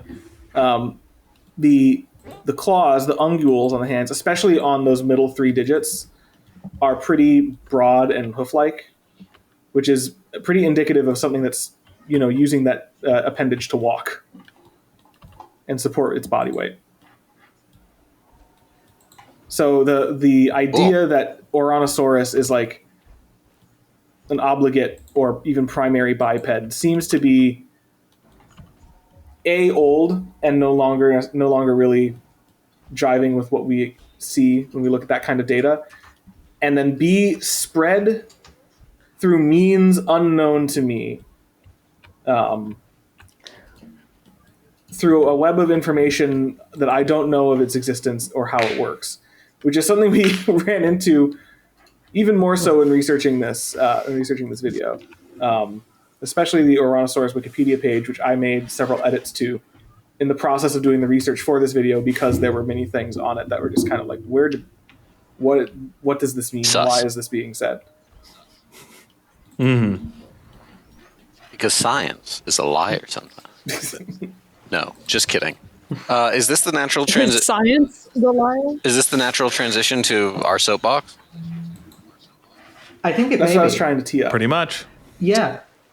So, okay. This is a thing that's frustrated all of us in the skeleton crew to some degree. But I said I wanted to soapbox about it first in the planning meeting before we recorded That's this, fine. so I'm going to say it. But I want this to be clear. I do speak for everybody. Always does. No. If you want Literally. to read for... Thank you, Scott. Yeah, if you want to become a paleontologist, I think that one of the most important things you can do, if you're like a younger fan of the channel, if you're maybe somebody who's trying to get back into it, but especially if you're somebody who's maybe in high school or college and you think you want to go into paleontology, first of all, a short plug. If you join our Patreon, we do actually have an advice forum that Amelia created that is specifically for us, for questions about career advice and all of that kind of stuff. We can't guarantee any outcomes, but with 5 of us here, we can give you all the advice we can if that's something you want to pursue. We post job. I was going to say the triumvirate. It's now a triumvirate. Stop. The triumvirate of advice type things we have are the general advice forum where you can post your own question as like a thread and we can go through it. The professional opportunities channel where we post jobs, but also like student openings and other professional development, internships, anything that I happen upon on other sites, as well as a new thread for links to various resources. And that's built upon like a similar thing that I did for the Carthage undergraduates that I made as a Google Drive for them. So there's documents in there with like links to all kinds of databases and places to get into the real science, so to speak, of paleontology. So like I've got some papers that talk about how to do cladistics, other papers that talk about just general kind of anatomy and that kind of stuff, as well as school application advice and that kind of stuff. So one thing that we often say when we give you guys advice is like learn generally. You can focus on paleo later. This is true. Most schools don't have an undergraduate degree in paleontology, and you don't need one to do this. None of us have an undergraduate degree in a major in paleontology. I think, Scott, you had a concentration in it, right? Or maybe even not. No, I actually, funny story. I took too many paleontology classes to get my minor in paleontology. That seems like a well-built program. Well, that's a classic mistake. Because the way that it works at Michigan, and it probably works like this at a lot of other institutions, is like when you're like choosing at the different levels of like your undergraduate, like you have to check off the different things in the different areas. Whenever there was those options for my base environmental science, earth environmental science degree, I always chose the option that was closest to paleontology because I was interested in paleontology. So all of the paleontology classes were counting towards my major in earth and environmental sciences, and they couldn't also then count in a minor towards paleontology. My academic advisor, Tom Baumiller, he's also a paleontologist. He's a crinoids guy. He was like, cool. Scott, they're literally just going to look at your transcript and just be like, yeah, you've taken like every paleo class that Michigan offers and also a couple that other places did. You're fine. Right. But the point generally here is, and Dalton, your degree is not in paleontology. No, geology and zoology. Right. And mine is geology and biology. We usually say, educate yourself broadly. You can focus in graduate school, which is like the right thing to do in general education. But if you think you want to start researching this stuff, you need to start reading the scientific literature as your way of learning what we know about these animals. And I really can't emphasize enough, what is in the scientific literature often doesn't map with the kinds of games of telephone that are played through social media and the blogosphere and different YouTube videos and Discord servers about what is not known about these animals. I see so many guides that are out there that in the non-peer-reviewed literature space of like, here's how you reconstruct a dinosaur's myology, or here's what dinosaur skin looked like, or, various other ideas that are very common and we think are things that are supported by research that if you really dig into it, aren't. Right? This is part of something that's important for your development as a scientist and a scholar, which is evaluating the quality of the peer-reviewed literature, which is, I think, an unappreciated skill. Like, just because it's a paper doesn't mean it's right, but the fact that it's a peer-reviewed paper does mean it's gone through a much, much higher level of rigor before the information is even disseminated, than, by the very nature of it, than any blog post or tweet or Facebook post or anything like that. That's not to I make tweets. I'm not saying that no good information is ever found in a tweet, but it should be I think you need to start found elsewhere. Right. I mean, here's a thing that I think we've said multiple times. I'm sorry, Alex, I interrupted. No, just that, like, what I was going to say is that the things you're saying in your tweet are coming from somewhere, usually directly. Right. Maybe with a link so to a paper. So here's an example well, that would be the best. I haven't tweeted in a long time, really. But anyway, here's an example we've talked about a couple times in the Skeleton Crew. Inflatable display structures in dinosaurs. Okay? Now, this is an idea that all of us here have some reservations about as being a common thing. But I think if you were to go mostly from the paleo social media state of things, your assumption would probably be this is well accepted as something that dinosaurs had and kind of had as a rule. Right? Yeah. There is no peer-reviewed literature that supports this. And I think there are many reasons to think that this was probably not a general feature of dinosaurs. Like, we specifically talked about this in our Dreadnoughtus video because of the depiction of Prehistoric Planet. But like, I had a tweet at one point that got quite a bit of discourse and got me into an argument, actually, where I just said, there are like maybe 10 species of birds out of the 11,000 that are named that have like Goulart inflatable display structures. And so just based on probability, there were probably not very many dinosaurs that had that kind of thing. I'm not saying it was impossible that some of them have that. And I don't think that it's a bad idea that some may have. Like, it's a thing that birds do occasionally, but it's not the rule with what birds do. Right? Yeah. I think this is a good example of like kind of... I'm sorry? I said, yeah, the rule's feathers. The rule is feathers, right. Huge, expensive I structure. think this is a good example of... Right. I think there's a good example of the disconnect that exists between the actual scientific literature and like the body of scientifically determined knowledge about these animals. And, the things that get disseminated in discussion about them. And it is important, I think, for your education, if you really do think you want to be a researcher, especially. But I would argue that even if you don't want to go into research, if you feel like your passion is more in science education or science communication or fossil prep or, anything that doesn't involve necessarily writing papers as your daily bread and butter, I think that you should probably still know what the literature says about these animals. I think that just helps you do whatever your job in the field is better. And I think it's important to start trying to let those ideas out and start letting the scientific knowledge and information in. It's important. It's important. And I will say that I think in terms of when I don't have a lab yet, but I'm starting to think about, eventually I will. And what will I be looking for in like potential students who are joining my lab?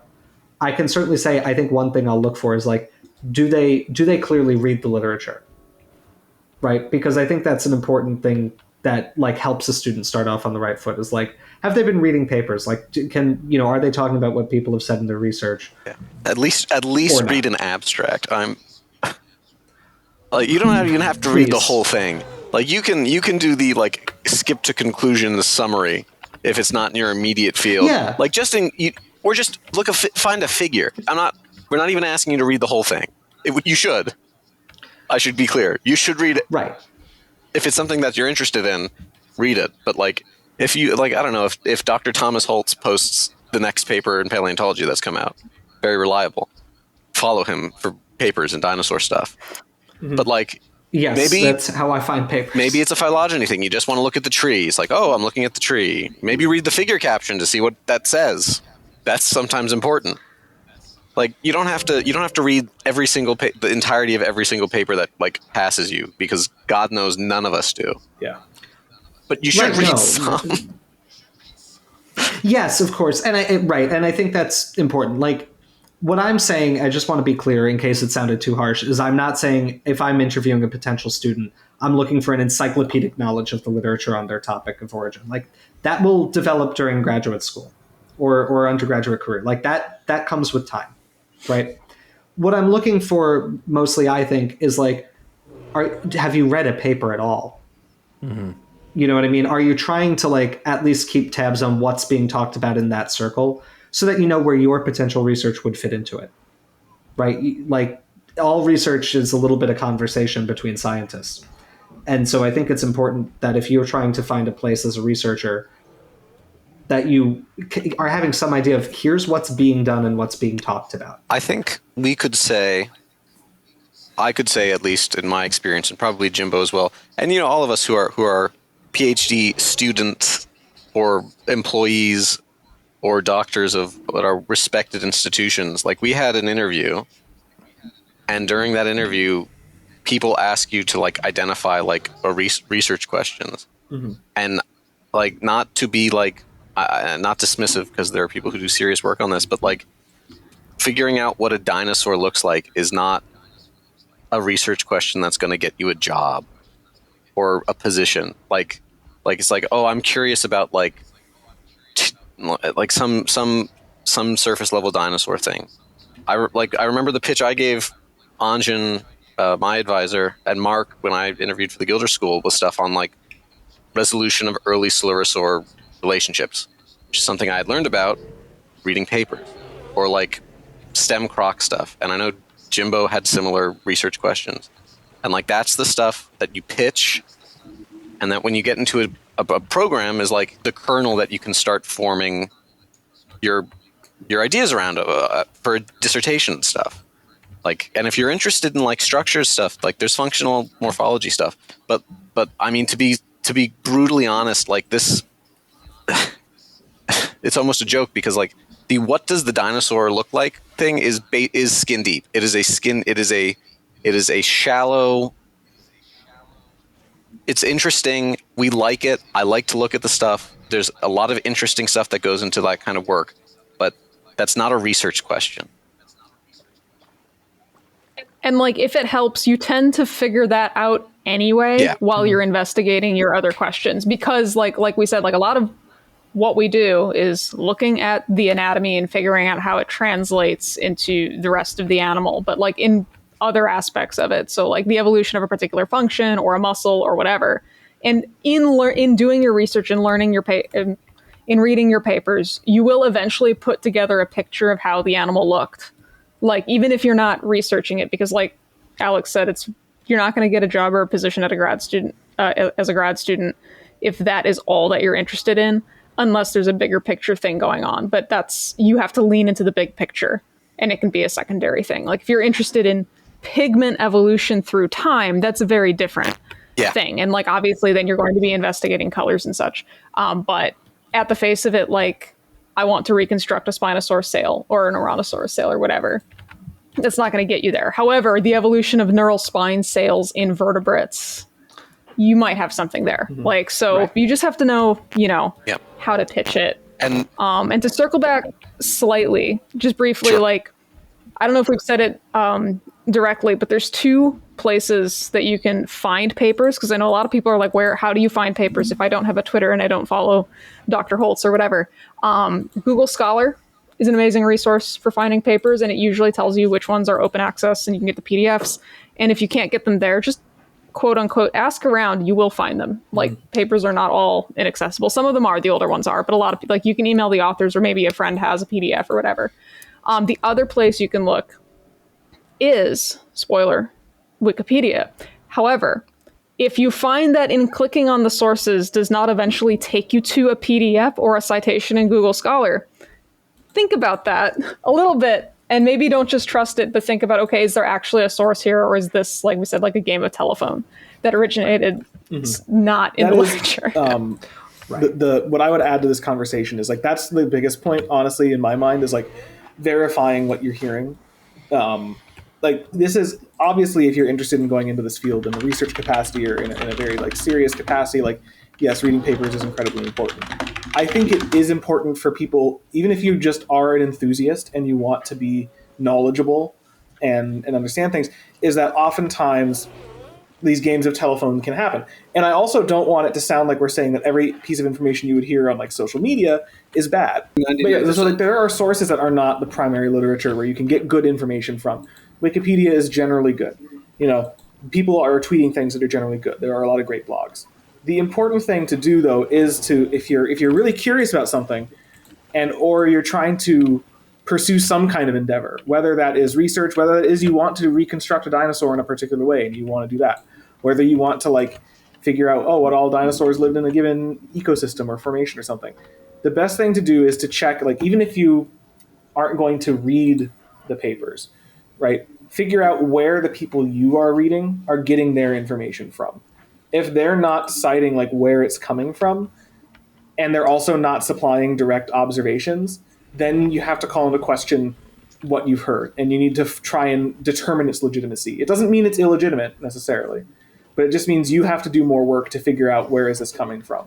For example, And on the Wikipedia page for Ouranosaurus, there was a piece of information that was like, oh, it lived in the Elrhaz Formation, but the most common herbivores in this formation were Nigersaurus and Lurdusaurus. And I was like, oh, that's interesting. I had never heard that, and like my understanding of Lurdusaurus, which is another ornithopod from the Elrhaz Formation, was that there's only one of them. That's what I thought, and I was like, maybe I'm wrong. I need to double check this, and so I checked a couple different resources. I went to the paleobiology database to see how many reported collections of that species there were, which there were one. So I was like, I think there are just one of these. And then I went down the trail of where the Wikipedia page got its information from, and it was getting it from one paper, which made the claim that there were more Lurdusaurus and Nigersaurus. Don't know what happened there. And I went and followed that paper.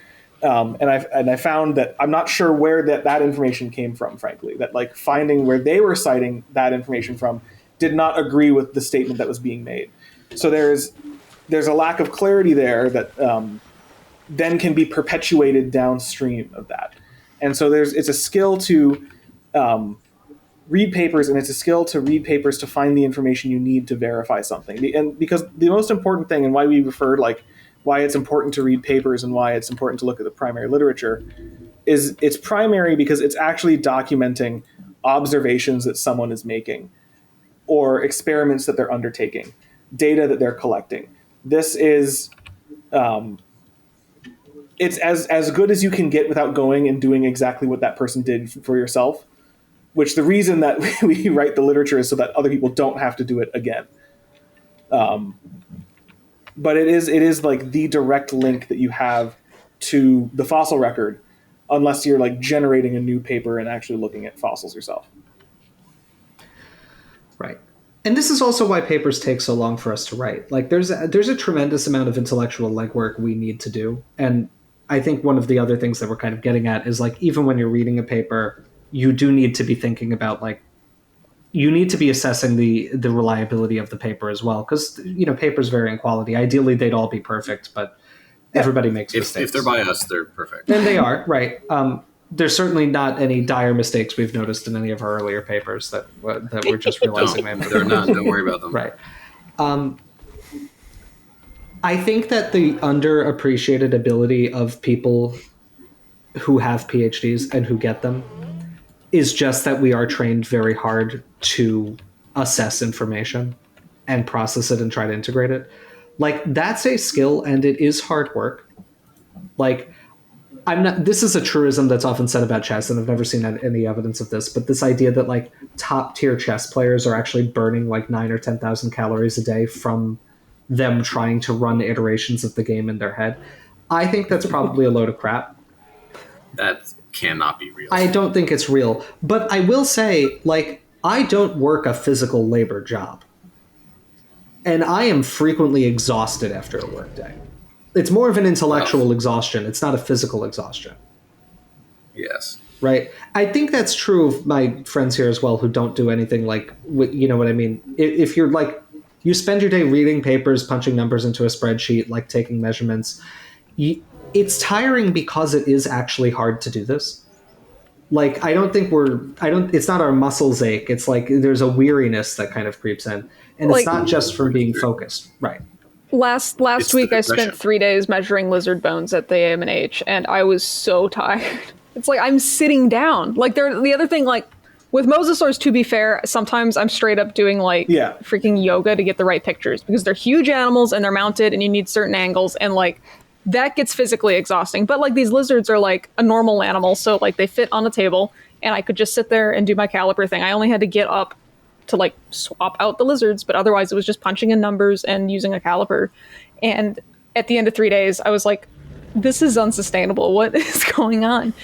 Yeah. Well, I 'Cause, mean, yeah, when I it's- travel, like when I've been doing those like several months straight of collections visits, Yep. like by the end, I am absolutely completely wiped.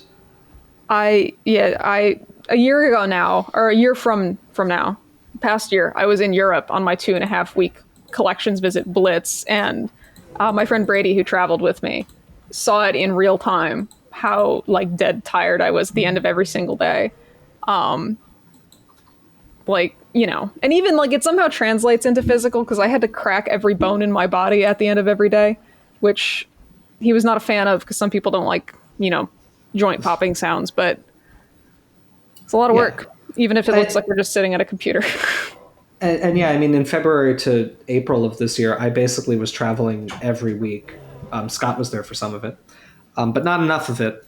And like, I did a week of collections, a week of like kind of research travel, and then 6 straight weeks of collections. Let me tell you, I was a weary boy. And it's like, again, now listen, also to be fair, Tyrannosaur bones are really big. And Generally. many of them are really heavy. So like there is a A physical little bit component. bigger than lizards. A little bit bigger. Like there was, well, it Some depends big on the Tylosaur lizard. skulls. Yeah, but yes, the modern lizards. But like there was Yeah. one T-Rex maxilla where I remember, well, I had to like lift up a brain case at one point, which is enormous and really solid rock. And I was like, you know, okay, got to get every muscle engaged and like lift, and I'm like, you know, red in the face, veins popping out, just trying to get it over to the table. But generally speaking, my job is not like a physical labor kind of job. And I always do feel funny saying I'm really exhausted after a long workday when I know there are people who like lay bricks or work construction, and they're like, yeah, I'm sure you're really tired. But, you know, it is a hard thing to do. And the point I'm trying to make is like, processing this information is a skill that you will learn, but you should also, I think, especially if you're like in college now, start trying to learn it. Like, you know what I mean? It's a good exercise to read a paper and try to identify like, what are holes in the reasoning? What are things they could have done that they didn't that would strengthen their argument? Does this map with your understanding of things based on other papers? Like, what is the actual argument that's being presented and what evidence is being used to support it? When are people just ignoring observations that run contrary to their prevailing point of view and just refusing to ever mention them in the literature? This happens occasionally. It's an important thing to be able to start to process. And so I think reading the literature is a really like instructive exercise, both like, as we've said, to find the primary information and then also learn that skill of like how you integrate it as a researcher. And on that point, I have something I've been trying to say sorry. for a while, Sure, yes. which is just because I've seen this happen over and over in paleo spheres. This goes for anything people say about modern animals as well. Because a lot of times, especially in the blog scene, sphere, or whatever, a lot of times I'll blogosphere. see people say, this is what a modern X does. And they have a picture that they found or took or whatever, but there's no citation. There's no anatomical whatever, and usually it's not a person who hands-on works on that animal. So like, again, I've seen generalizations made about lizards that are just not true, or, you know, I mean, just a lot of things in general, where it's like, okay, I understand that you found a single photograph on Google that supports that point, but zoom out a bit. So like when you're vetting the information that you find, this extends to the modern animals as well. Like, you cannot just take that information at face value, you know, like anything else. The other aspect, the other side of the coin, that I think especially Scott was running into when he was researching, so not sorry to speak for you, but is if you are sharing information that you've learned, do try your best to attribute where you learned that from, like what the source is. Like, you don't need to do a bibliography if you write a tweet, obviously, but some attempt at least to try to like keep the paper trail alive of where knowledge is coming from is very helpful for people down the line who are interacting with that knowledge. Like, yeah, it doesn't have to be a formalized like citation in a given format or anything like that. And like, Just yeah, link links, to the paper. even just like an author and a title in the year are usually sufficient. And if you don't, Screenshots if it's a figure. Like when I screenshot figures, I try to include some papers I'll have in the header the authors in the year, so I'll try to include that. and like if you don't, it's not the end of the world. Obviously, like there's no code of conduct for sharing information on social media or anything. But if someone then comes and asks, like, "Hey, like, where'd you find this?" It is good, and then is a great opportunity to be like, "Oh, here it is." Yep. The reason we bring this up during Ouranosaurus of all things is simply because we were finding more of that maybe than usual, or we were just getting a little more lost than we often do of like trying to find where certain claims were originating. It was interesting, and I mean we learned some cool things. Yeah. No, it's always good to get the opportunity to do one of these deep dives. I don't know. It's what we do. I like reading papers. Oh, Alex, you had a thing. Sure do. I have just a few things to add onto what other people have said and what I said. In the advice for reading papers, just something that I think is good to keep in mind if you're starting papers. It's very easy early on to be like hypercritical of papers. Like it's easy if you're like thinking like, all right, I gotta, like what are possible like issues or gaps in the work, or like, I have to be a scientist. I have to be like critically minded to get like caught on, papers are written by people and mistakes are made. So like there could be small issues in like from literally just like misidentifying where something is from, or just small issues in the data collection. But it's important to maintain like a sense of like not only scale, like is the error you're seeing something that affects their conclusions? Is it maybe just a small little bit of like data collection error? And also like a little bit of charity. Like someone did take a lot of time probably to do what they're doing. There are bad papers, and there are papers that are written poorly and maybe with unscrupulous goals in mind, but that's not the usual case, especially in paleo and whatever. But like, yeah, if you're reading, keep an open mind. Maybe the paper's about something that you have opinions about, but you could be wrong. Maybe they're wrong. Don't just read it. And if a fundamental error in an analysis will usually blast out at you, you don't have to dig for it.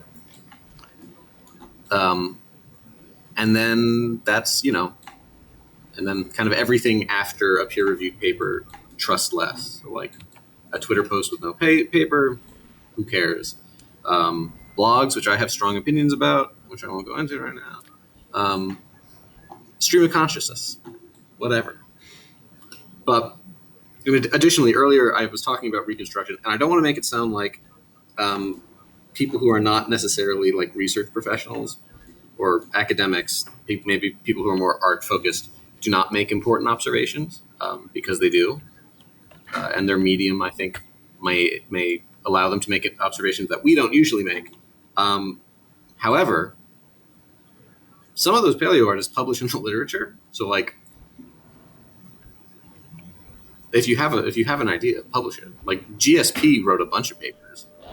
He did. A lot of which were important and good. He's got a very good paper response essay paper on like archosaur respiration. So like you can write up like little anatomical comparisons if you'd like to. And by That's GSP all. you mean Gregory S. Paul. Yes, sorry. The notorious GSP. The point of this is like us again, GSP. I'm sorry, James. It means. Yeah. One, actually, just relevant to GSP related things, another example of this kind of like popular thing that's never supported in the literature that I see a lot and deal with a lot is I hear everybody tell me, so we know female T-Rexes were bigger than males, right? No, we don't. It's entirely possible. Like, we don't know they weren't, but that's not a known piece of information. That is something that was kind of filtered through in the documentary world when I was a kid. And therefore, a lot of people kind of take it as fact.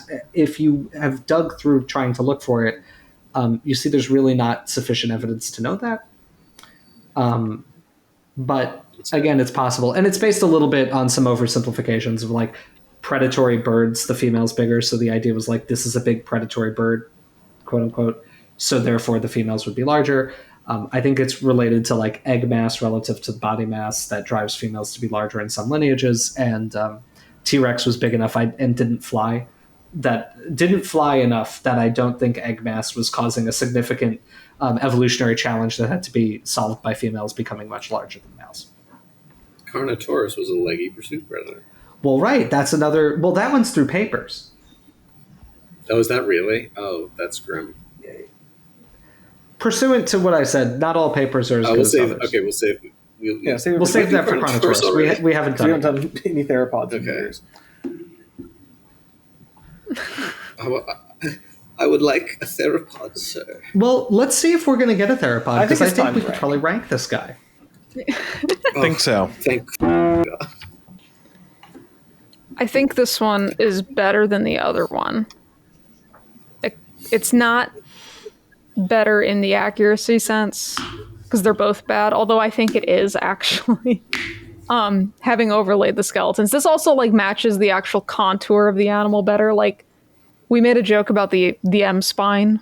It doesn't seem to actually have that. Bit, like looking, it's got a flat bit, but it's like, and I also wonder like how much of that is real versus a bit of distortion or something, you know? Like, I don't know. But this captures that better. The general like we made a lot of Billboard jokes, but I think the Billboard shape is a bit more accurate. Like it's a block, this animal, whatever it was doing. I don't know. The arms are too big, and they do look kind of dumb. I think it would look dumber if they were correct and smaller, unfortunately. But it doesn't matter. It is what it is. I don't dislike it strongly enough. I like it better than the other one, so I suppose I'll give it a B. For Billboard. This is a B for me. I don't find the design particularly appealing. I don't I don't go out of my way to put this in my parks when I play the game. But I don't dislike having it around. And I do kind of like making exhibits of it in Nigersaurus to make like a little Elrhaz Formation thing. I'll give it a B. I'll say on Amelia's point there about the shape of the spine, it is said in Bertozzo's 2017 paper that the spine does have a sinusoidal shape to it, and specifically one of the things that is pointed out is that it kind of has like essentially an arch that goes to the sacrals, and then the sacrals are a little bit lower, and then it goes up again at in the first couple caudals. It's weird. It's very strange. Yeah, and that's what the skeleton. Like, I can see that, and I mean, sacral vertebrae are just weird in general. So, yeah, but so yeah, it is like this gives the right like vibes of the outline. If anything, the biggest thing that I'm disappointed with this design is that, like, oh my god, as you might have seen there, if we include the clip of it of Dalton trying to pick a skin there, all of the skins suck. This is an incredibly boring looking animal. Like, all of the color, like all of the base colors are just different flavors of drab. All of the patterns on it are just like big ol' cow spots. And like, I find it incredibly uninspired. The head throws me off. It's the wrong shape. The arms are really, really built. The tail's like weird. I don't know. It feels it feels an uncanny valley of Ouranosaurus to me. And like, if I look at every element of it individually, I want to say it's not that bad, but as it's definitely, the whole is less than the sum of its parts. And I'll put it as a C.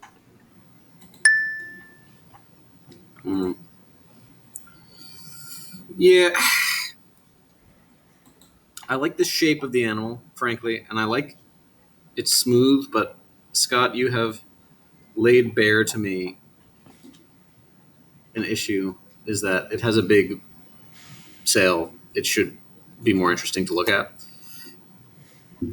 So B for Bouranosaurus. Yeah, for what Dalton said. That's a B. That's a B for me, folks. It is. It's a B for me as well. I retain and I maintain that I like the other one more, and I'm shocked that I do because it's a Camp Cretaceous design compared to the Frontier design. And this is like in the absence of the other one, this is like a perfectly serviceable Ouranosaurus. It's not inspiring. It's fine. I prefer the sail interpretation, and this isn't like a huge hump or anything, but it is really thick. I don't. It doesn't. It just kind of blends into the animal. There's no demarcation, which just kind of makes it look like this is a haunt or one of the Oates pigs. The arms are really throwing me. Now that we've they haven't in the past, but they really almost feel kind of grafted on. I think just because I'm expecting them to be smaller. And because of the arms and because the head is so tall, the head just looks very wrong to me. And I can't escape that, especially having now looked at Ouranosaurus' skull for a while. Like this is, again, it's serviceable, but this really for me does feel more like this is a hadrosaur with a sail as opposed to like this is Ouranosaurus. Like the model as a whole isn't bad. And I think it's nicely textured. I don't think the skins are inspiring, but they're not like, heinous. But and I also don't like the keratin, like weird. It looks like a platypus bill, kind of. I don't like that. But yeah, so this is going to be a B for me because now we've got the other one to look at.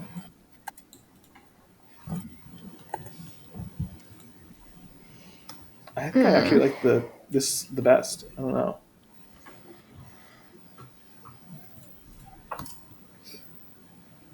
It's a shame that there's not another Ouranosaurine that we could pretend that these are like two different species of. Yeah, right. In the parks. Oh, I need to walk. My bad.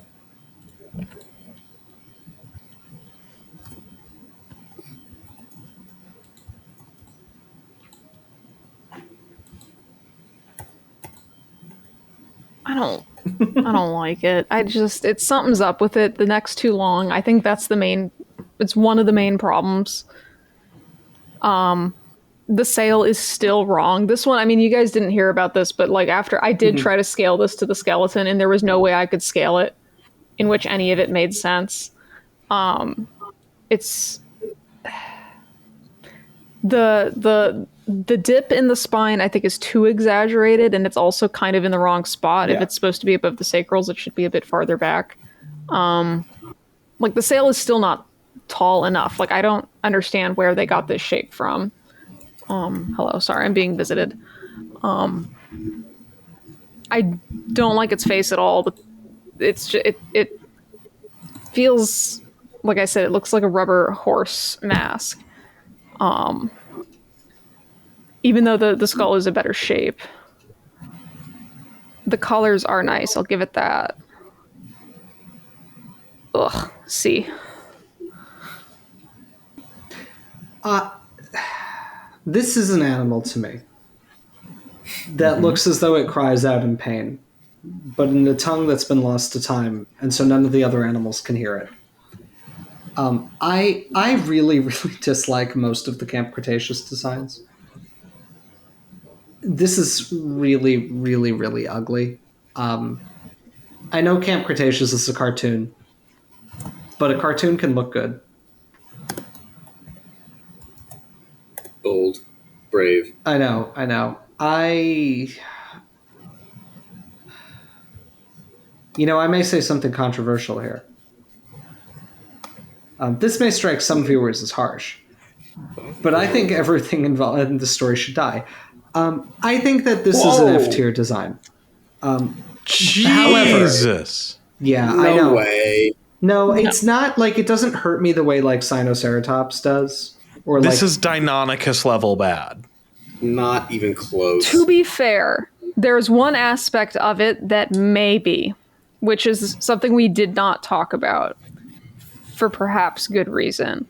Isn't this the one with human Oh, molars? it is, yeah. But Oh, this is the one with the teeth human in the other teeth. one- Jesus. Yeah. So I will just say this as a bad. point of order and comparison. I did look at the teeth in the other one.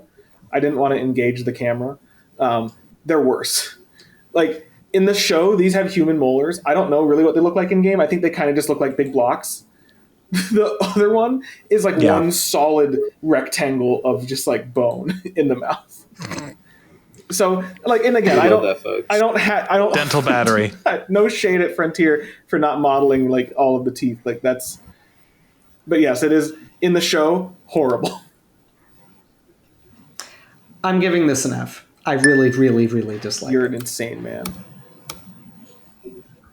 Lunacy. I see, like, there are two aspects of this, maybe three, that I like better than the other one. The head is so much better. The sail is more of a sail, and it actually has color, and the skins highlight it. So much better. The forelimbs are way less like oversized sweater mitten bullshit.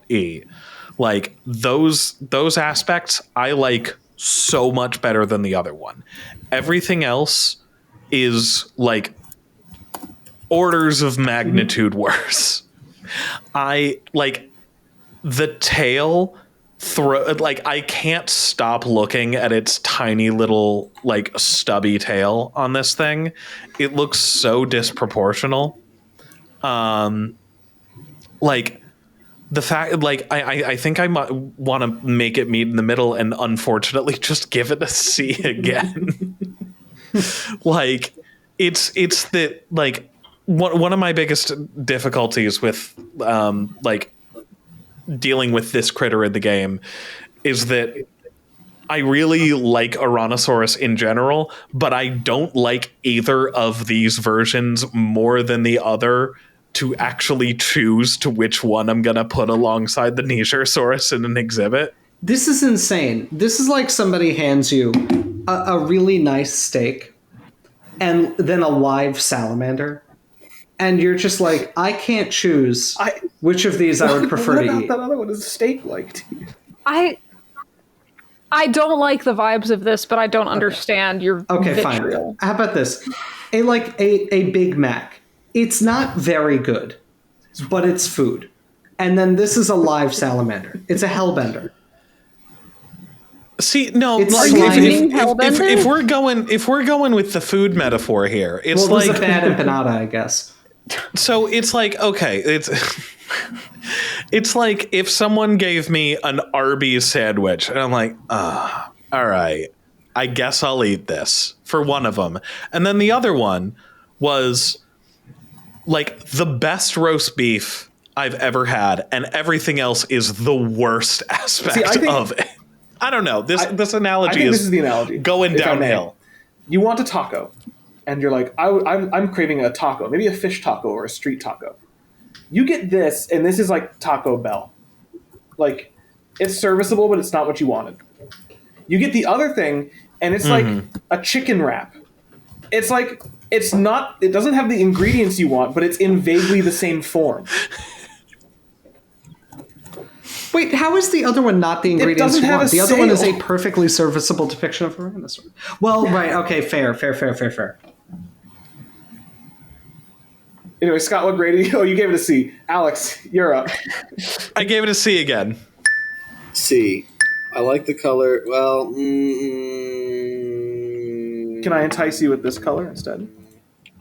Hang on. If anything, the Camp Yeah, the Cretaceous Cretaceous color is good, itself but my is game better. seems to maybe either have crashed or just frozen. Oh no, I just paused the animation. it's a C. I don't like the outline of it as much as the other one, but there are elements of the color I'm quite fond of. Yeah, this one Yeah, highlights this is sail the best. best coloration on it. Oh, I lied. Low B. That looks actually pretty good. So I'm saying low B, gang. I don't understand the- why anyone feels So- as strongly about this as Jim. I like the little Yeah. subtle stripes on the legs too. That's a nice little touch. I prefer the other one, but this is not that bad. It's comparable. I'm giving this an A. Sue me. This is like the vibe. Gives me hateful vibes. I will admit. The other beast is a much gentler animal to be around, but I almost wonder if Ouranosaurus was a hateful beast. It has weird vibes. It's like that the moisture creature that's been the moist wiggler that's been circulating around Twitter. That person who like gave their marten a bath and it's just like drying itself off by rolling around on the floor. And it's like a scrungly, horrible like monster, but I like it. And this is a scrungly monster, but I'll admit I don't like it, but I like it more than the alternative. Right? This to me actually gives the vibes of Ouranosaurus. Like there are flaws, obviously, tail, neck, big ones. It has a sail that has display colors on it. It actually colors the little like weird head knob, which is probably also a display thing, right? It gives that a flashier color too. That's fun. I like that. It's a better size for Ouranosaurus. The other one's humongous. This one isn't perfect, but at the distance from which we play the game in bird's eye view, I find this to be a better evocation of Ouranosaurus than the other one. The other one I gave a B for design, and this one, because I think it is better, I'm going to give an A, despite the fact that this one feels dirtier, meaner, and kind of rancid. There is a bad vibe emanating from this, and I won't deny that. But it's an A. Oh my god. Well, that's insane. This, you know what this reminds me of? You know that drawing of the Jersey Devil? That's what this is. It reminds me of what's the long-snouted Ice Age thing? Scrat? Thing? No, the horse. Which one? Macrocenia. That. It looks like the Ice Age All that. of us just said scrat. No. We were right to. I meant both the time period and the movie, but it very specifically looks like that animal in that movie. And like it's kind of like the way it's walking. I don't like. It's like waddling, which I'm not a fan of. I don't like the neck. I think rancid is a very good word for it. But I would not give a rancid animal an A. I think Ouranosaurus might be really rancid. This is speaking to me at a level of I think like it's stumbled upon a deep truth from deep time. That this isn't necessarily what it like really looked like, but it's what it would have felt like to be around it. I mean, like we've given some rancid critters some really high grades before. I mean, we've given Dinosaurus, which is Jim Henson's puppet that's possessed by the ghost of John Wayne Gacy, an S. This is a different rancid for me personally. Wait. I'm not like disagreeing. It's what was possessed by the ghost of John Wayne Gacy? I described Dinosaurus as a Jim Henson's Muppet possessed by the ghost of John Wayne Gacy. Okay. I think it's just a dinosaur. So they're all just dinosaurs, man. Cool. No. Yeah. Well, this specific dinosaur, Ouranosaurus here, the frontier one is getting a B. We're getting a lot of B grade hadrosauroforms. I don't know, whatever, ornithopods recently. Yeah. And then I don't know where the hell is this guy going? We got what, an F. We have to do math because we have an A. We have an A, an F. And a B. A C. And a B. And then two Bs. Two Bs, yeah. Does that average out? Adam Olos, help us. I think it's... I don't know. Does someone want to DM him? I think it's a C. I think it makes it a C. Yeah. What are the numerical values assigned to these again? I'm looking for it. I think he gives S a 5, A 4, B 3, is C2, D1, and F0. I think that's correct. So, like, the A and the F average out together. I'm fine with them canceling. To be a C. They cancel, and then there's 2 Bs and a C?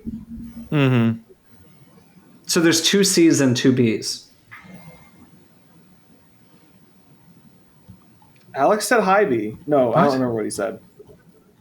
He said low B. Okay, Alex said low B. I said low B for this one. I guess I that think puts it's it a up C. in C. I feel like it's got I'm C fine vibes. with that, honestly. Yeah. Sure. And I say that I was not gaming this All vote. right. I gave my honest opinion. Because Amelia, you said B? Yeah, B, yeah.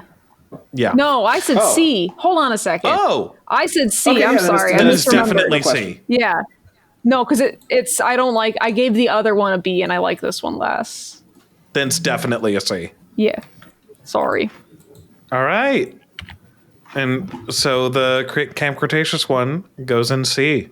It is now time to. Not yet. Is everybody Spin. watching? Is Spin. everybody I gotta get in, watching? I gotta Is get in. I'm everybody watching. Spin. I'm good. We're good. Spin. Spin, spin. That wheel. Please just Please be a theropod. don't be Please be like. a- Please, God. Oh, well, here we go. What? Who that? Okay. Oh. Proceraptor. Okay. Something a little different. I can work Next with time. that. There's like a I single can- bone, right? Yes. There Well, are Whoa. 2. Okay, 2 bones. Wow. Spoiled for 3. choice here. There's a There's premax, a max, Whoa. and a denary. Wow. Anyway, I hope this video will be shorter than this one. I do too. I don't have time to edit 3 hours of raw footage this week, and I think I have to anyway. Okay, well, thank you to all of our patrons who make our channel possible, / a weekly obligation that pushes our sanity. We appreciate you all very much.